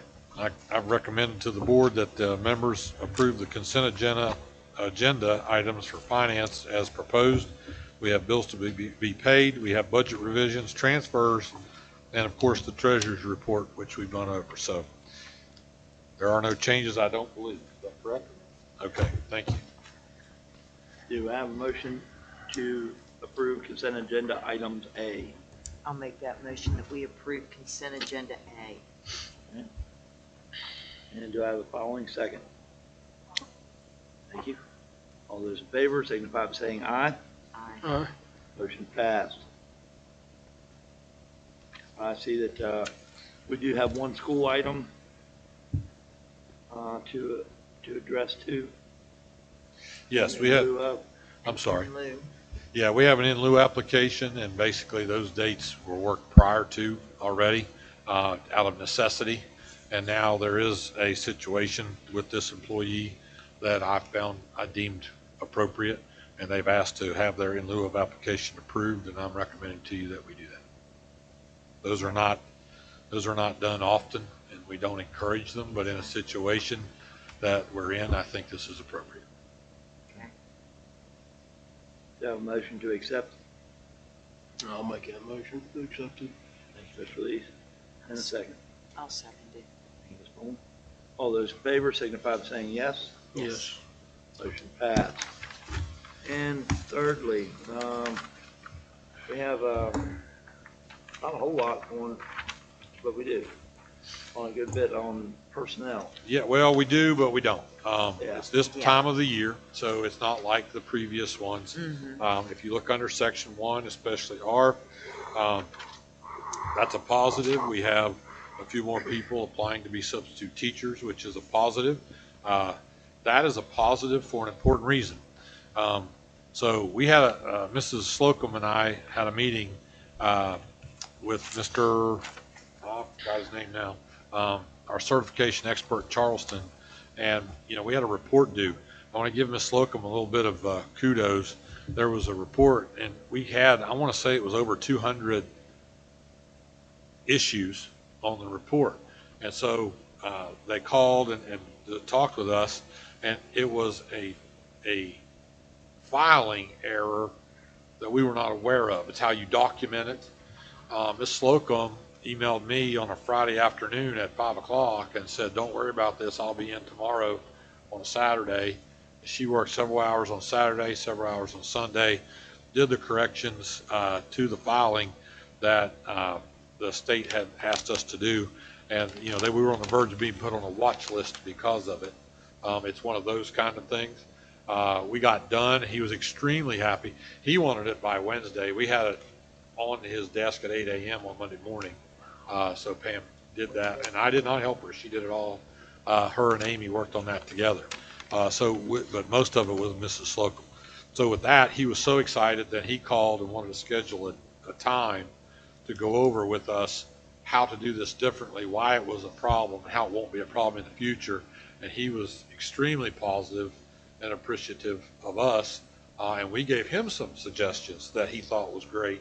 And so it was a very positive interaction. So with that being said, Ms. Slocum again has yet another area in this office that is overwhelming, and in personnel to have now, what is it, 1, 2, 3, 4 more people that want to apply and be substitute teachers. We need that desperately because, as we talked about in our earlier presentation, we have more day-to-day subs working full-time, which they're not supposed to, than we ever have in the history of education, because we don't have people entering the profession. Officially, we're supposed to have long-term subs, and once you get on permit, you have a college degree and you've done the classes that you need to be to teach, you're considered certified in the eyes of Charleston, but not specifically. So that helps us. But when you have a day-to-day sub, officially, they're not supposed to be in there more than 10 days at a time. Then they're supposed to rotate. Well, how is me rotating 10 people into a different job every 10 days good for our students? And so we're not doing that. I told them, you want to write me up, write me up. We're not doing that. And they understood. And it's simple in the fact that we're out of people. So we've got almost 10 people that are normal day-to-day subs that go out and sub where we need them that can't work because they're working full-time. So we're trying to rebuild that depth chart, basically, and get that in. And these people have come to us. So we're pretty tickled with them. Those people have gone through their background checks and all that stuff and have met those requirements. So we're tickled to have that. Basically, on PP under Section 1, we do have communities and schools. That is a certified social worker person. So that we were tickled to get that, and the fact that they meet the requirements. We did move some people. So this hire then affected a placement, which we'll look at here in a minute. We had somebody that was not certified at South Branch, so we talked to them and we talked to lawyers and we did it the right way. But we have moved that person to the high school to work with a certified person there and put the certified person at South Branch. So it's much more efficient the way that it's working, right? And of course, we're excited. She had a child, and so she's off right now anyway. But we're excited to see pictures. So yeah, so we're tickled with that. We do have some resignations. All three of those are basically substitutes that have not worked in a while, and we're trying to clean up records and contacted them, and they've requested to be taken off. Transfers of employment service personnel, these are standard. These are things that happen every time we have an opening. You have a ripple effect. And in the personnel world, that's not something we really stop unless there's an effect on children in a negative way, and these are not. So these are just a series of movements within the county based on those ripple effects. We do have a couple of service personnel situations in that we had resignations and or retirements. If you look down there, we had some substitutes that resigned, and then we had one full-time person that did resign. They got a different job, and I don't blame them for that. They were able to make a little more money. So I understand. They were very positive about it. It wasn't a negative situation. If you go over part 5, basically, we have Mr. Hott as an assistant baseball coach, and then from there, part G, we have Christina Broad as a countywide homebound teacher. Those are often hard to get. Homebound is something that's outside of regular hours, so to hire somebody to do that, we feel very fortunate. Then we have a professional support personnel at Cape Bridge. That wasn't on the last agenda only because it ended up being posted a different location, and the person thought it was going to be somewhere else. And so then when we reposted it, Ms. Corbin then applied for that. So, and we've not, I don't want to say we've changed that role a lot, but we have focused that role. So there are specific things we're wanting them to do to help with the goals of the curriculum that we talked about earlier. We do have some extracurricular personnel that we've gotten resignations from. Some of those I think they did it to help the school last year. They didn't intend to stay there long. And they are, again, they're not unhappy. they're ready to move on. So we're going to post those jobs. And then as you go on down, we have a series of other situations. We talked about A already. That's the fully certified South Branch placement. Trying to look, and then we talked about B already. Reclassification, we always reclassify all of our supervisory aides. And so Ms. Gillen and Ms. Hebner at South Branch, we have reclassified them as supervisory aides. We do that with everybody. We are asking for permission to post 2 student success coaches, a shopping liaison, and an after-school tutors, up to 6 tutors. We're trying to place those at all the elementary schools and the middle school. One of the things I've challenged the curriculum group to do, the State Department has talked to all of us as superintendents, and they're very interested in content-specific intervention tutoring. So what they call intense tutoring scenarios. So my comment so far has been, I do not want a babysitting service for 2 hours. I want selected students offered a chance, especially those bubble students, to try and have reinforcement to help them in an after-school situation. Now, with that being said, we're able to try to pay for some of that by making sure we include McKinney-Vento students, McKinney-Vento or homeless students, if you don't remember. So we do have that. So Emily has basically set up our McKinney-Vento grant, wrote that out, and so this funding has not come from our general fund, it comes from that grant.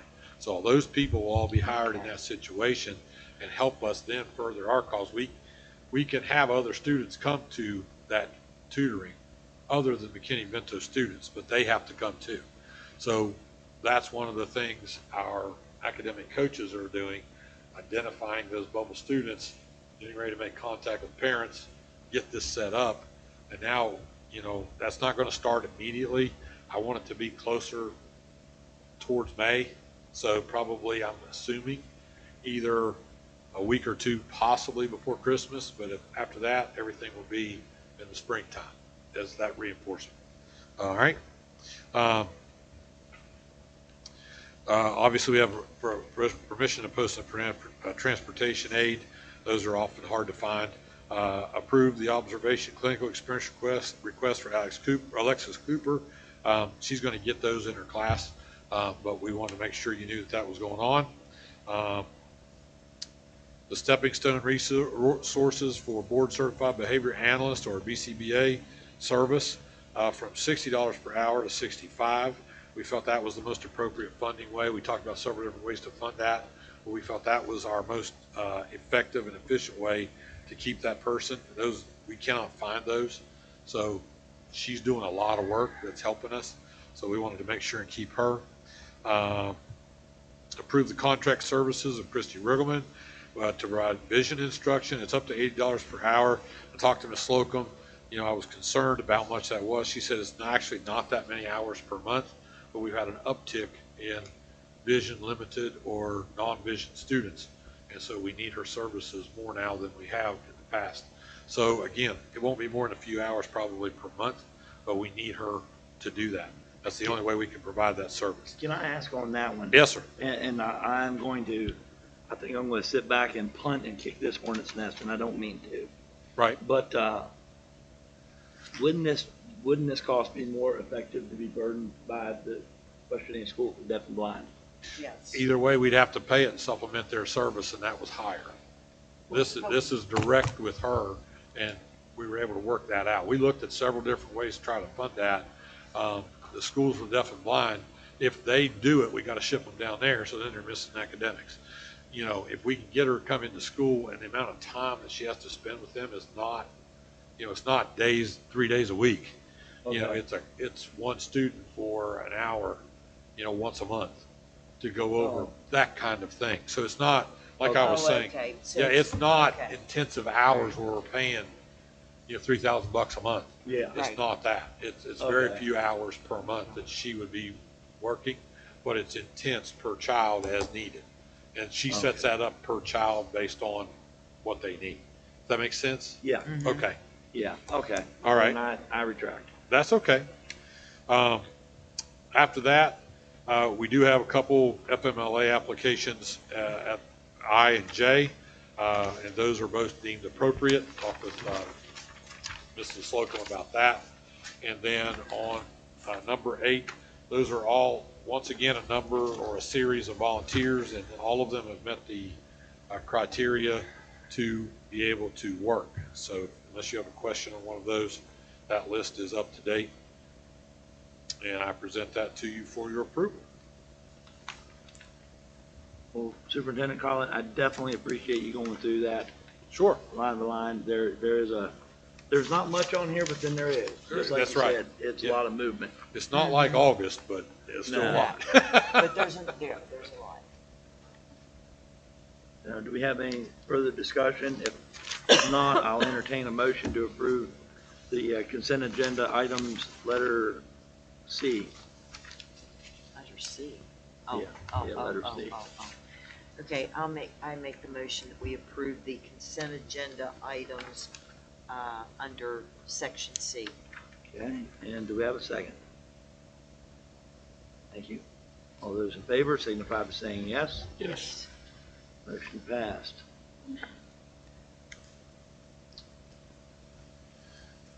Okay, under some non-consent agenda,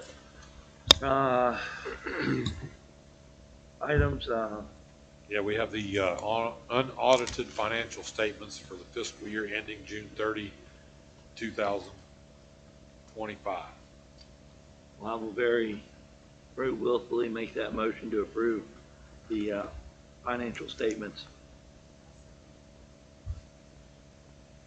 All those in favor signify by saying yes. Yes. Motion passed. What's going on with Grow Your Own, Superintendent? Grow Your Own, it's just a standard MOU that we do each year that it comes through Charleston, and it's just an agreement as they identify children to go through that process. Then, we agree to our end of making placements, putting them in that process, taking them through our program here, helping them get set up with whichever college institution. Most of the time right now, they're going through Concord University. It just depends. Each child has a choice there. You can go to whatever college, Shepherd College. I would like to see a greater involvement by them, being that I'm an alumni of Shepherd University. Actually, Shepherd College, now it's a university, then it was a college. But, we have a lot of different educational agreements with different colleges. So this is an extension of those through the State Department. That's all it is. So it's our agreement to work with the State Department to follow their guidelines for Grow Your Own. And this kind of goes back to how we started the year with Taylor and placing her Right. up at Ice Mountain. And so now, because what we suggested, they're looking at revamping things that they're doing from our suggestions. I'm proud of that. So it's a good relationship with them. So I recommend that you approve that MOU with the State Department. Okay, do I have a motion? I'll make a motion. Okay, and do we have a second? Okay, it's been properly moved and seconded. All those in favor signify by saying yes. Yes. I surely hope that the State Department continues to take Amen. cues from us, because we Yeah. have the Grow Your Own program down pat. Yes, we do. Here. It's And then the much-awaited cell phone policy. Yes. So I've given each of you a copy. It's the probably most colorful. Oh, well, I shouldn't say that. Between Patty and Denise, I may not be the most colorful, but I put some color on there for you. And I'll print out a final version just in black once we get done. But this is simply a policy revision. We had some code come out this year, and I fully intended to have the code for you, and I got in a hurry and forgot to get it. But basically, we're trying to make sure that our policy matches West Virginia State Code and the bills that came out this past spring. And so what you see, everything in green is pretty much additions. And some of them are, like the purpose is part of the added purpose in the code. From there, the definitions, those are added definitions. We already, I will say, to give credit to Mr. Poncione, he already had this in place. And so it wasn't a giant revamp. It was really just read it, go through and stick the updates in. And then if you see any other reds, those are just a few things that were suggested grammatically because it's a code. Then from there, working with the high school, and as you know, we put out a discipline matrix already. And so the high school had a version of their cell phone policy already in place that matched the concept of our discipline matrix, and that it was a tiered system. So, the first time, you don't go to jail the first time, you get warned, or, the cell phone can be taken by the teacher and or the principal if it's in the hallway. At the end of the day, we just don't do it again, give it back to them, and we move on. But what we have to do is make sure we document that. We weren't sure we were documenting, so I've told all the principals with any discipline, make sure it's documented. From there, as you go down through, you can see basically we just escalate, and we take the on the second violation, it's still a warning. It goes to principal no matter what. They get at the end of the day, but next time you're going to lose it big time. So from there, third violation, we go to lunch detention. Fourth violation, we go to 1 day of in school. Fifth violation, we're 2 days of in school. We've included the parents on those last two. Have the parents come pick up the phone, make it inconvenient, and then any further violations after 5 fall within the discipline scenarios of habitual violation of school rules. That's in the matrix. So that goes to a different level of discipline now. And with that, within the matrix, we start following that discipline mark, and that can escalate to out-of-school suspension. That could escalate to a lot of not being able to have a digital device on campus of any kind. All those things are then into play. So they have a lot of chances to fix it, but after 5 times, you know what? I've had enough. You've been told, yeah, we're done. So that's kind of what that means, but that is a description of what we have in place already. So, yeah. That's me. Well, and unfortunately, I'll just say. I mean, that's way too many times. Well, 5 times. but I'll say this, you talk to parents, and, some of those kids need a phone, whether it's for, we have diabetics that use their phone. We have discipline scenarios that involve a phone. I have no problem. I like students having a phone if they're using it appropriately. One of our presentations today was about how to use social media to promote kids. If I told you guys, all right, we're going to do a TikTok, tell me what this means. Let's practice. Tell me. As soon as I turn that camera on, you do it better. You sit up, you talk more clear. Well, the kids do it too. So can we do it appropriately? And I'll be honest with you, I'm not a Facebook person. I'm not, an X person. I'm not, one of those kind of people. I'm more, when I'm in a bad mood, I watch TikToks to make me laugh. And then, refocus, let's go. But I think we watched some of that today, and I talked to Mrs. Lips and Mrs. Stump, and I said, we got to start doing this. And I said, if we start, then the public gets the general feeling, wow, they're trying to take care of our kids. And then we start including kids, obviously with permission. We're not going to do it without parent permission. But even then, not only, what happens, and from what this presenter showed us, you start doing it without their kids and you show things, then he started getting comments, will you show my kid doing it? And so it naturally progresses. So I think we're going to try and add that to part of our technology improvement for communication. It's not on my goals for tonight, but we're going to try to do some of that. So anyway, with that, the only other thing we started to do, we said the County Board of Education mandates all schools should document the violations. So that's what I told you about earlier. Right. Then the only thing I ever actually did in places where we talked about PCDs, I made sure to include the word digital watches. And it's not Apple watches, it's any digital watch that can be used as a communication device. So that is in the new code, and I had to make sure that was in there. So that's all in there. And then again, some just word changes that were more fitting, and then new dates at the end. So again, not a lot of changes, really more of a code update to make sure we're in line with state policy. So that's how that was set up. Yes, ma'am. If you could look at section 3.10. 3.10, yes, ma'am. Okay. Can you look at that? Because we've dealt with issues, and there may be some that come down the pike that specifically deal with that. Yes, How in the world do we, I mean, maybe Adam does have a way of finding out whether they do that on school property. right, I mean, if they're doing that at home, we're not policing that. correct. Okay. And we do have some ways. I will say this, students that participate in that kind of activity generally are very good at hiding those things. So once we take it even to, for example, the police department, if we have a student harassing, doing other types of activities to a student, the police department can then go in and look if the device is confiscated. Kids are not stupid; they're smart, and so we live in a different world. You know, one of the things they talked about today, in 2016, don't get in cars with strangers, don't talk to people you don't know, be safe. And now you go to a big city, you call an Uber, you get in a car with a stranger and talk to him all the way to where you're going. Yeah. We have all kinds of kids, adults getting online, trying to find romance online. And I'm not talking about inappropriate things. They're trying to find a legitimate person Yeah, I know to that. partner with. And so our world is totally different than Right. it used to be. And so with that being said, I think that paragraph explicitly leaves a lot of holes. Legislature does that. I think that I have a lot of confidence in our administration to try and fill those holes. I have a lot of confidence in our technology department to help. And at the same time, there are going to be times where we can't. And we've had one of those this year.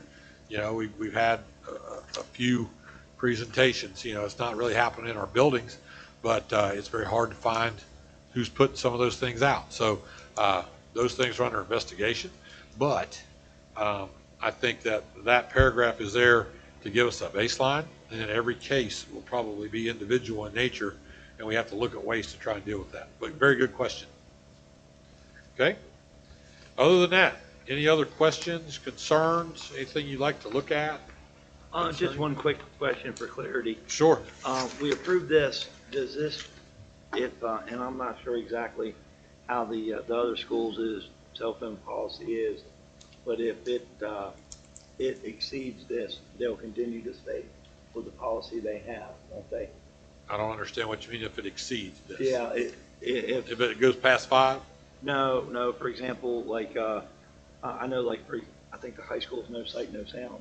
Oh, yes. So No, they're all not that's able to still in have it at place. lunch. Yeah. If you read this policy, you would be able to have it at lunch. That is up to the administration at each school. Okay, So there are pieces that allow that. okay. And so, that is totally dependent on what that administration wants. And I It think has to that be at least this. it has to be at least this, bare minimum. It can be more. And in certain situations, it needs to be more. Right. And then at the same time, I feel like students can be rewarded too. You can earn it back. Yes, Yes. yes. But again, I leave that to the expertise of who's running the building. And so it doesn't matter what school, if they have that in place, I would let them do that in a heartbeat. Okay? All right. All right, any other questions? If not, I propose that you approve revisions to policy 3370 as presented. I will make that motion. And thank you, Ms. Jeffries. And thank you, Ms. Mongol. Been properly moved and seconded to approve all the revision to policy 3370. All those in favor signify by saying yes. Yes. Yes. Motion passed. Superintendent goals. Yes, so we're a little late on this. Part of that is my fault. I didn't realize this timeline. We were supposed to have this done and presented to you by the 15th of September, and I apologize, but the key is to make sure it just gets in place. So this is a little bit different for me. I'm used to being obviously a principal, a district personnel, and we are always pushed to have what's called SMART goals. So I asked for a little guidance from my mentor. I asked for a little guidance from Ms. Miller, and they said this is totally different. And so basically, you have to go in and take what you have, especially in your first year as a superintendent, and try to figure out where you want to focus. I kind of had that in my brain all along, and then you go to put that down on paper and go away from what you know. It was kind of difficult. And so I felt, I'll be quite frank, I felt a little bit ignorant sitting down talking with Mr. Watring, and he was like, "You're thinking about too much." your goal is this. You already told me. I said, yeah, and you're doing these things, right? Yeah. He said, write it. I said, oh, okay. So I shouldn't say this, but I tease Mrs. Lips and Mrs. Stump all the time about quit talking like your doctor. Talk in layman's terms so people can understand. I know you know, and I know that I know, but when we get into a situation, don't overwhelm people. And that is not a criticism. That is a form of communication so that people understand. And so they have taken that to heart and worked very hard to do that for you this evening, because some of the things they could have talked about could have been much higher conversation. And it's just, I'm like, slow down, be clear, and let's show them what we're doing to help our kids. And so I went back, I said, you got 2 questions to answer. And so I took that same advice I gave to them and tried to put it into this. So as you go through this, we basically have 4 areas. When I talked with you, I'm going to kind of go out of order. When I talked with each of you, I brought each of you in the office. We talked to each of you individually, and every single one of you said your primary goal is you want better communication. All 5 of you said that. So I put a communication goal on there, and it basically is very clear. Mr. Collett will be as efficient as possible with communication with the Board of Education and the community by. I'm trying, and you've probably heard some of my calls, it's my voice. I'm trying to do that to build a relationship with the community. I go, to the grocery store or to the dollar store, or if I'm out in public or at a ball game, are you the one I'm hearing? And I'm like, yes, sir, I am. Well, I appreciate that. So that people are hearing that. So that's good. We're already using that. I'm sending you your email every Friday. I'll guarantee you it'll be short tomorrow because I'm seeing you tonight, but I'll have a few things for you. I do send out a Monday morning memo. I do not share that with you. That's not because I don't want you to see it. That's a personal email with all my principals. We're trying our best to minimize how many emails come out of this office. So the principal or the directors, and I've probably got a couple for this weekend already, they send me emails on Fridays or Saturdays or Sundays. On Monday morning around 6 to 7 o'clock, the State Department sends out their own superintendent's update from the state superintendent. I read those and I handpick the ones I want the principals to see, copy and paste those in for state updates, and then I give director updates, and I try to give an encouraging word or something to think about. Last week, I told them, make sure you remember to go in and put your goals in. We need those by November 1st, but I've got it open for you. And so things like that. So we're already doing that. I've tried my best with Miss Sally to build and establish a relationship with the newspaper. We've got a couple goals. I haven't had a chance to get back down to her. We had a great conversation at the Moorfield football game, so that was great. Helped me because I could never catch her when I'm free. She's not there, and when she's free, I'm not here.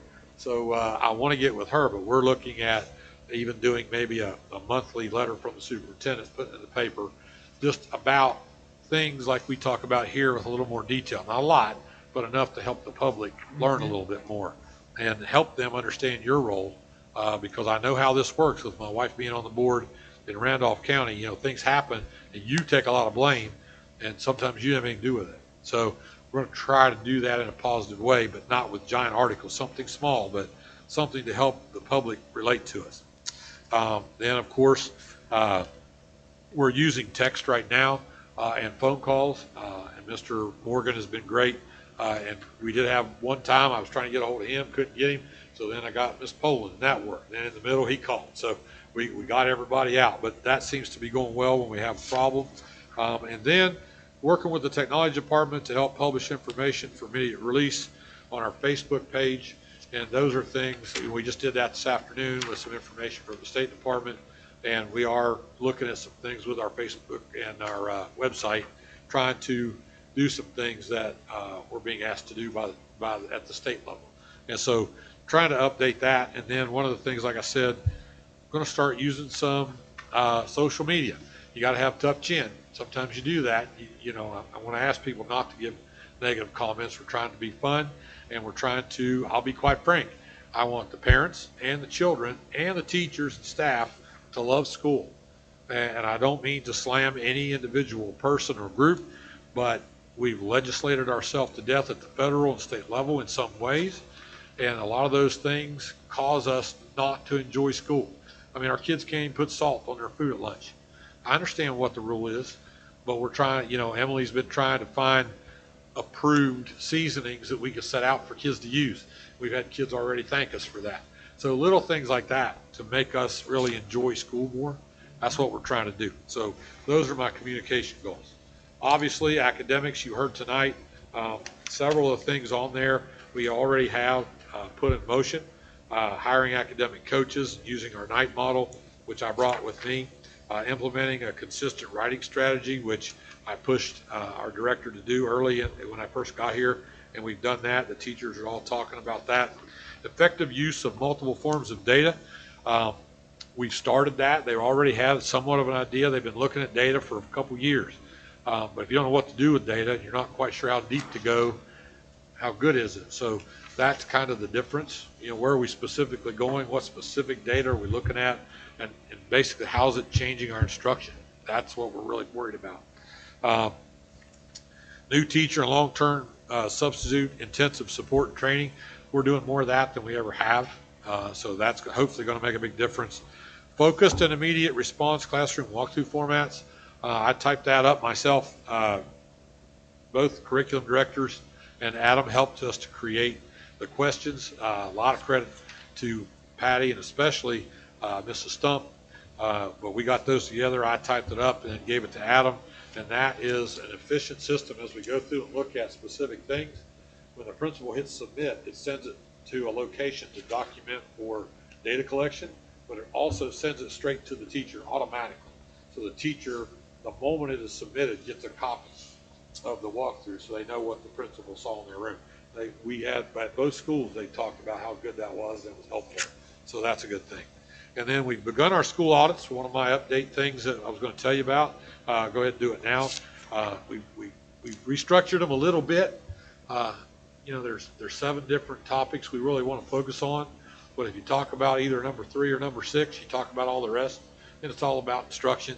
It's all about the stuff we're doing with data collection, how it's affected instruction, and they tend to mushroom out of that. Talk about their principal. They talk about each other. They talk about the kids.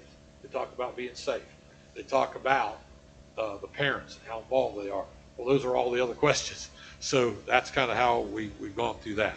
So all that stuff is pretty much in motion.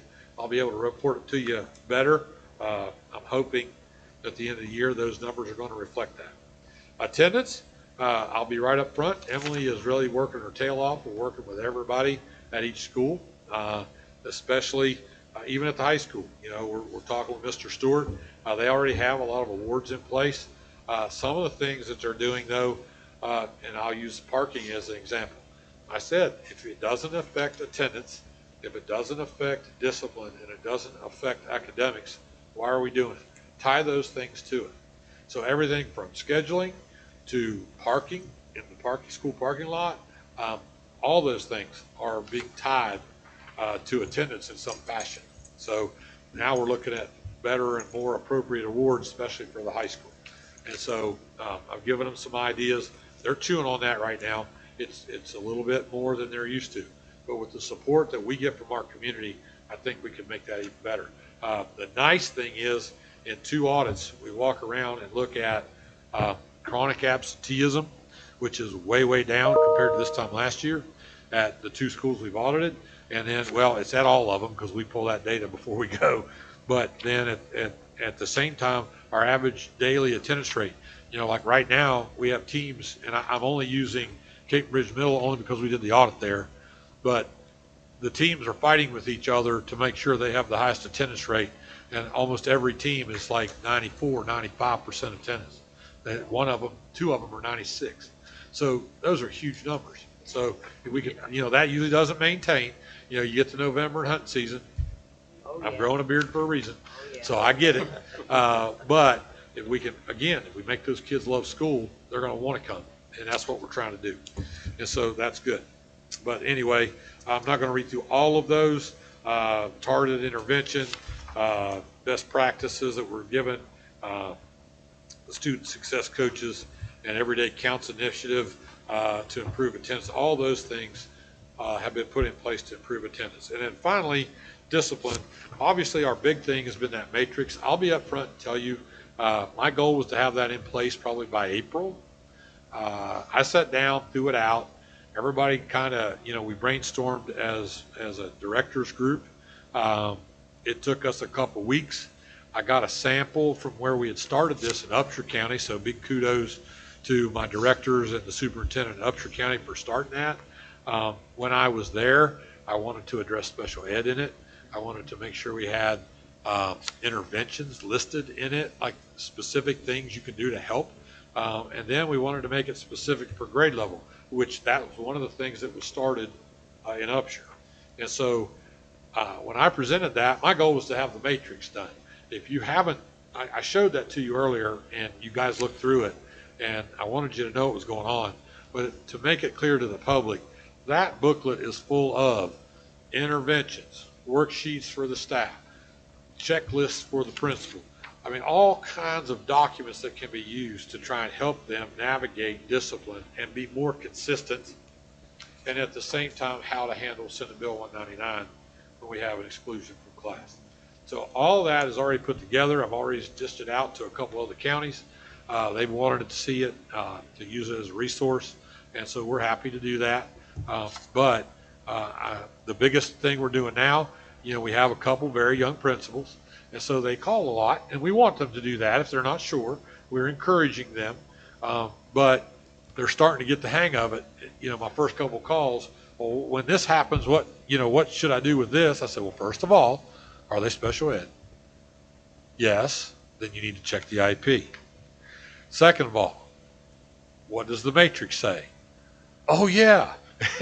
So right now, it takes a little bit of time, but they're getting used to that. And the more they do that, the less they'll need it, because they'll know those most common infractions, but they're getting used to it. So I appreciate them trying. So with that being said, the other thing, and we're going to start this process, I got a couple expulsion requests today. I knew they were coming. So when you read code, and I appreciate what you guys have done in the past with expulsions, but the way code is written, the way I understand it, and I've checked on this, as talked with my mentors as well, and this is what we've done in the past. According to code and policy 4373, the principal is locked into some of those things, especially in 3 and 4 level disciplines, right? The principal has to recommend an expulsion in some of those. But some of those, the superintendent is a may. It's not a mandatory shall. That gives me some leeway to take those kids to the side. And so I want to say this out loud so that the public hears it. Everywhere I've been in the past, the end all for you all is a strict one. I don't want anyone to be afraid of you, but I want everyone to respect you. And so with that, the way to help you do that, taking some of the responsibility of placing rules and regulations, that's really not something that helps you. That opens you up to criticism. So the point is, this is your discipline. If we're going to have a hearing, I'm going to tell you right now, unless you have a really good case, and I'll tell you if you do, the board's going to tell you you're 365 days out, and when you come back, you're going to start in the ALC at Tier 1. And you're going to earn your way out, but it's not going to be in a year you come back to school. You got to earn your way back. If it's one of those maze situations, okay, then there is what's called an expulsion diversion program. The superintendent, and this is not an ego thing, it's whoever holds this office, has the right to develop those plans based on what's best for the student. So when we have these, and both of these are this way, we take the student as a whole. I've already got, and it was somewhat created before I got here. We've moved a few more people in and changed it, but an alternative placement committee. All right. So what's going to happen, I've gotten the paperwork for these 2 students. I'm going to take that paperwork with me and go to the high school and talk to the principals. What do you feel is appropriate? Based on what you've seen, based on what's going on, what is your opinion? Then I want to come back and have a meeting with the alternative placement committee, hopefully the same day, and one of their principals will be on that committee. And then we're going to discuss that child through that whole process. That may involve the assistant prosecuting attorney, those types of people. And we're going to develop a plan, and it could be at, you are going to be placed in the ALC for a minimum of 1 semester. You're going to start at level 3 because you did something bad, but it's not that bad. So you can get out a little quicker than a semester if you do these things, right? At the same time, it might be this child needs to be in there for a year, period, because of what they did. It'll really be up to the superintendent to provide that, and then basically have a contract with the parent and the child, and then sign that, put it into place, and place that child. That's the way that would work. And then I would report to you on how that went, allow you to know what we did with it, and so that you understand, right? So that's really how that's supposed to work. So we're getting ready to do that for the first time. And hopefully, again, put a little more pressure on me and a little bit less pressure on you, and provide us with some consistency on a student-by-student basis based on the needs of the child. So that's how that would work, right? And then, of course, establish a relationship with law enforcement, the court system, and the county leadership to create an anti-vape initiative that includes interventions in public service. I have met with the county commissioner, with Mr. Morgan. We didn't necessarily talk about this, but we built that relationship. I've been talking with Mr. Hott and the mayor down in Romney. I've met with our elected officials. I'm kind of spreading some words out there, trying to get those kinds of things established. And then, of course, I just met with the sheriff's department. What's today? Thursday? Yesterday at 9 o'clock. I had the sheriff, the chief, our 3 PROs, and another officer, another deputy in there. And we had a great discussion about safety, where we want to go with that, and ways they can help us, things we can help them. And we talked about our mapping scenario that we have to do. And so we had a very good meeting there. I think that was a very positive meeting. And so those types of things are what we're working on and trying to get into place. So with that being said, after some guidance with Mr. Watry, and I will say, I wasn't sure about the vote, but I think just to make sure that everybody is clear and the public knows, I think we should vote on this. I'm proposing these as my goals for the year. If you have the right to add, the one thing you do have as a board, you are my boss. So you have the right to add a goal if you'd like.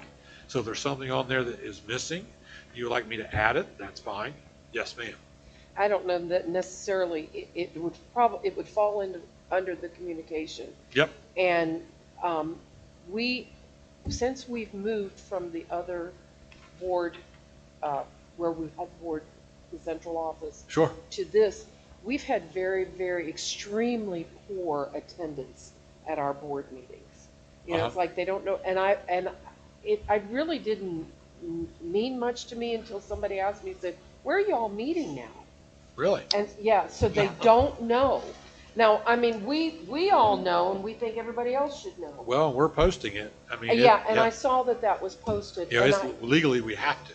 Right, and Right. I understand that. I don't know if there is something, because you had mentioned something that you thought about. The 2 things that bring people out are controversy and awards. Right. Yep. I don't really want the first one. Right. And Yeah. I know you're looking at a creative way to do the second one, but that may sooner rather than later, might let people know where we are. Yeah, and I will say this, we were supposed to have awards recognition tonight. I got a phone call, not a phone call, an email from Mr. Lewis earlier today, and very apologetic. We forgot. We have an activity. All 3 kids, I got to go to the activity. The teachers got to the activity. Can we pull it from the agenda and do it next time? And as you know, Mrs. Odell had some health issues and been out a little bit. And so we told everybody about the recognition, have the certificates and everything ready I wanted to give. And then they canceled, and I got back from Fairmont, and she hadn't put it on the agenda anyway. So I didn't have to pull it, but we were ready to start doing that this evening. So, yeah, so those are the type of things we're looking at. And I really am not quite sure yet. We're going to start looking at what we want to do. I appreciate the cake awards, and I think that was a great idea, but at the same time, I don't want it to be commonplace. I want it to be based on, something exceptional. And so, one of the things that's exceptional to me as we go through these audits, we got a couple teachers doing some great stuff. I don't want to tell them what's going on. I want to bring them in here and surprise them. I'm going to tell you right now, I'll say it out loud. They probably won't like it, but I want our maintenance guys to come down here. I'm going to tell you right now, when something doesn't work and something doesn't get fixed, everybody complains that the maintenance part doesn't show up and do their job. Well, that's because maintenance is trying to put in a septic field at Ice Mountain, trying to close down and move everything out of Romney Elementary School so we can tear it down, trying to get all these units running the way they're supposed to be, trying to haul trash away from the high school. I could go on for an hour, They got a lot of irons. and there's 4 people. Right. Yeah. There's not enough of them. No. And so we're looking at that scenario as well. Now that the budget's done and we can breathe a little bit, we're looking at those things. Okay. But I think people like that, I know, what's Crystal's last name? Yeah, Mrs. Casto. I want to tell you right now, I want to bring her in here and surprise her. If she's watching tonight, now she'll know, but I don't care. You don't know what that woman does. She comes over to that school on Saturdays and Sundays, lets people pick stuff up. She has put stuff on the internet, sold stuff. If it was not for her, we could not have closed Romney Elementary School. I'm telling you, it is amazing what she has done. So things like that, even though that's not all kids, those are people we need to recognize Right. because you need to know what they're doing Right. and they need to feel appreciated. And so those are just a couple of examples, along with, I want to bring some parents in here and recognize them. When a parent does something that is amazing, they should be commended for that. Yeah, and I'll, just like the church that put up our signs, they need to be recognized. The State Department ended up coming up with money. Guess what sign they had? That one, that exact sign. But our community church did that for us. So, yeah, absolutely, and they put them in each school, right where they're supposed to be. So I think that is awesome. And so those are the types of things that we need to recognize and recognize everybody we can. So with that being said, I want to get in a habit of that. It's not going to be every meeting, Right. but hopefully that's one of the things, one of the things about the website, we can put it on there and make it flash, things like that. Yeah. So yeah, we're looking at doing those things. Okay? All right. Any other questions? Anything else you might think about adding? Is it good? Yeah, actually, when you think about goals, Uh-huh. How could you add any more to that? How To could you add this? any more? I will say, it's it's, easy. I will say, I was told it's pretty big. No, I'm thinking of a good thing. Okay. Oh, okay. Yeah, no, for example, academics. Yes. You give yourself a pretty lofty, to attempt to increase proficiency in math and English. Do you think that it would be good for you if we were to say, and I can't remember the matrix that we looked at, if we were 10 points, was it, if we were 10 points or 3 points or something, we'd be in the top 10. Right. Can we give you a number to aspire to? You can, but I've already set the number at 70% proficiency, which is far and above any school in the state. And Okay. every one of our principals knows it, and we talk about it in our audits. Okay. Now, are we going to get 70? I don't think so. No, not right at all. But if you expect 70 and you get 50, you'll still be number 1 in the state. Amen, You brother. understand? Okay. And so the expectation is high. At the same time, Yeah, don't lower the bar. it's year 1. So how do we get to high? And that's what, I guess Right. if you were to break it down, you have to break it down into steps. And that's what we're looking at. How do we get to high? And it's not an answer for me. It's an answer from all of us. Mhm. And so that's what the schools are working on. I'm not going to walk into any school and say, you will do this. I mean, I might with a portion of a curriculum, I use iReady as an example, but I want the professionals to be able to supplement that the way they want to. Mhm. But there's a lot of pieces to a system like iReady that we're not using that is documented, proven that it works. So if we have something like that, at the same time, I don't want to frivolously spend money on something that doesn't work. Right. And so I'm talking to a vendor today. He wanted to sell me something. I said, man, it sounds really great. what documentation do you have that proves to me that it works? Well, we haven't got that yet. I said, well, when you get that, you come back and talk to me, but for right now, I'm not interested. Right. And that's what we have to do, to be careful with our money. And that's what we're trying to do. You know, everybody thinks, you know, our budget and everything we go through that Denise gave us, you know, it looks like that's an awful lot of money. Well, some of that money, you know, it's government restricted. We can only use it for curriculum. So at the same time, that's a pretty big chunk of money. With the current administration in the White House, I don't know if that's going to be there next year. And I'm not being critical. It's a reality. It's We just lost a a big fact. chunk of it this year. Right. So is it going to be replaced? And God bless our state legislature. They have said they're going to look at the formula. Hopefully they can do that in a more equitable way so I can make decisions based on instructional needs, not based on how much money I have. Yeah. And so those are the goals I task those people with. But to give you an idea, that's why I was very uncomfortable with these goals, because I'm used to having a date, an end time, a specific number. And I was encouraged not to put that on here because they knew what I was doing. And that's why, for example, Mr. Kelly's calling me and saying, tell me about these principals. Can they do this program? Absolutely. And at the same time, it ties right in with what we're doing. Really? I said, yes, sir. And these are the things we're doing. And I went kind of through this list. He goes, that is awesome. And so that's the assistant superintendent of the state, happy with the fact that he is creating a program to help supplement our program and our principals so that I can walk into a room and say, understand, this is not a punishment, but I am going to hold you directly responsible for this. And so that gives them the authority then to feel a little more powerful in talking with their staff. So that's kind of where we're at. So I would tell you, look at this as phase one, and we got 3 more to go. Okay. Okay? All right. All right. Any other questions?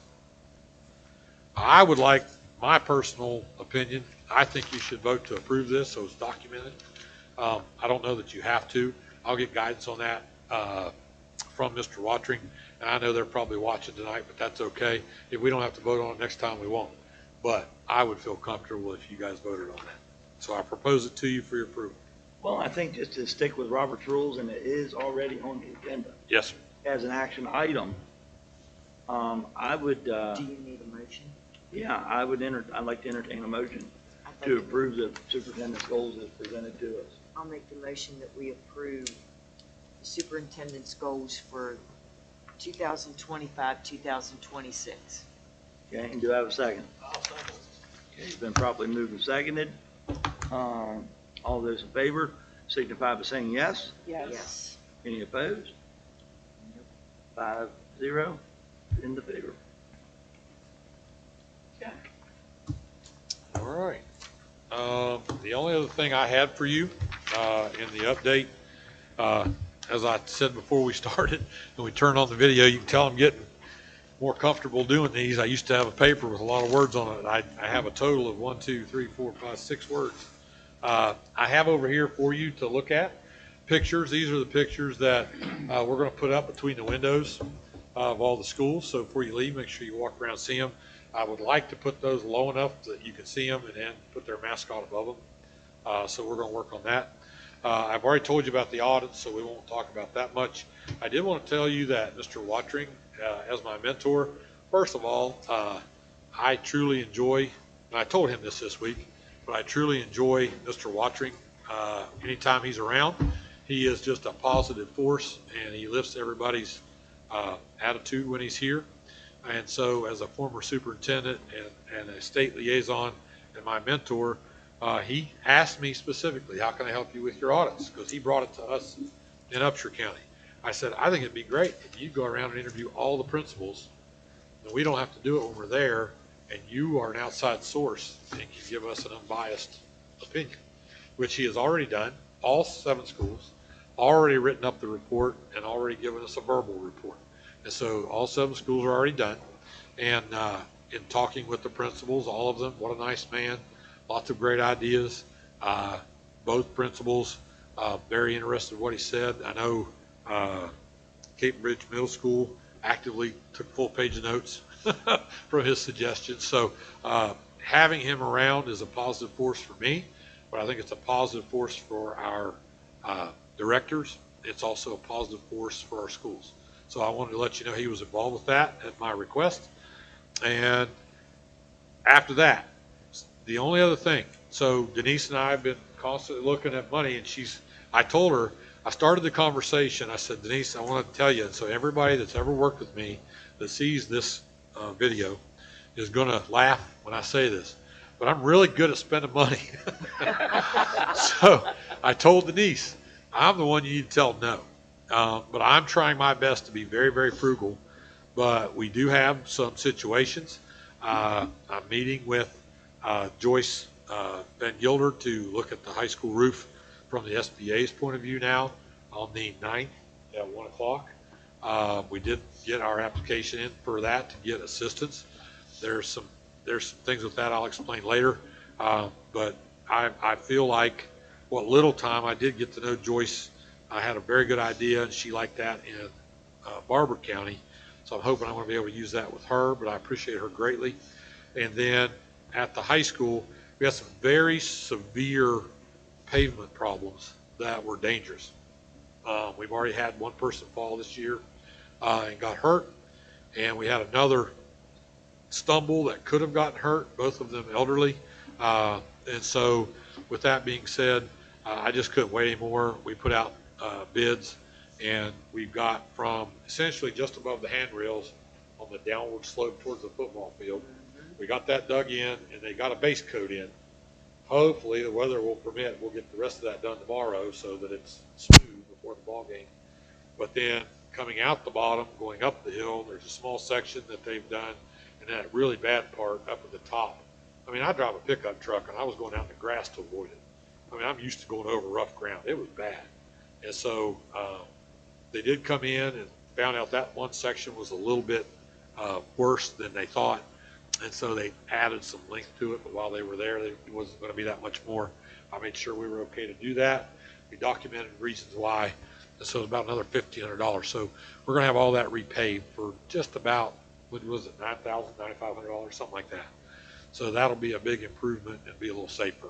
So, and I did keep the president, he knew about all that was going on. I was worried. I didn't know how much I could spend without your approval, and it was a lot more than I thought. So you got a bigger job to keep me straight now. So anyway, yeah, you got $50. That's it. So no, we'll continue to try to be frugal when we spend things. It's going to be with safety in mind. That's what I'm going to do.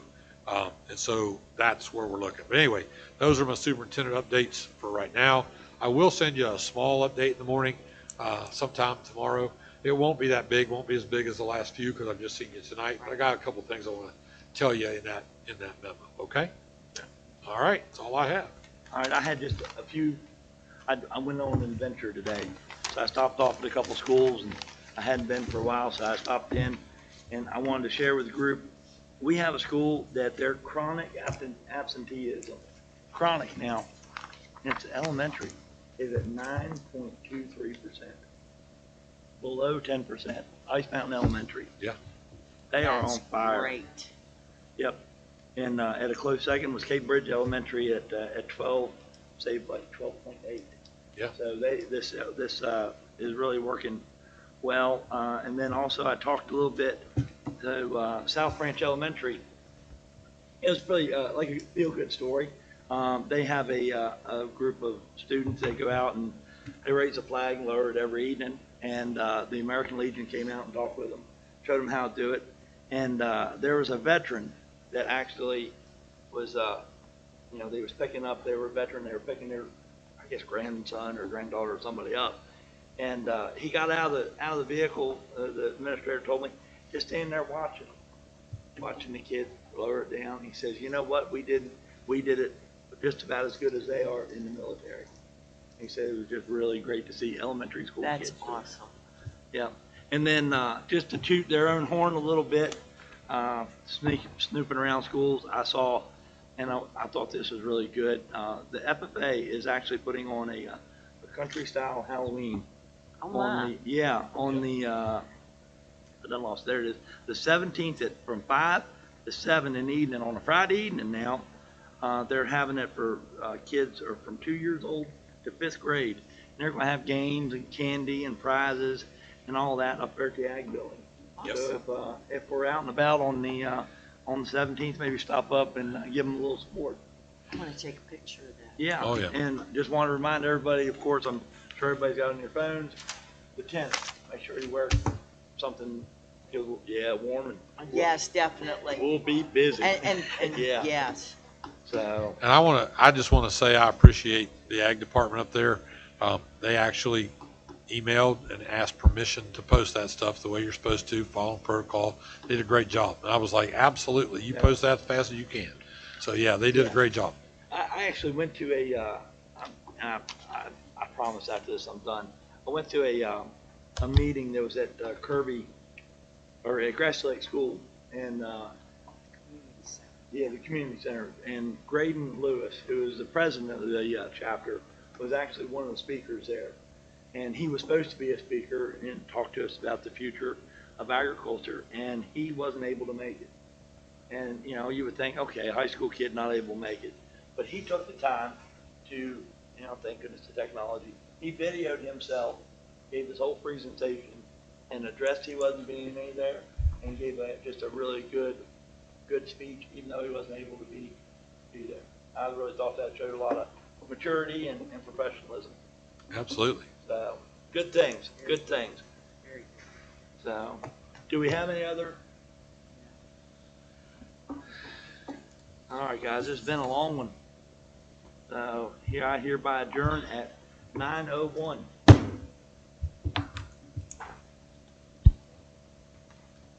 All right.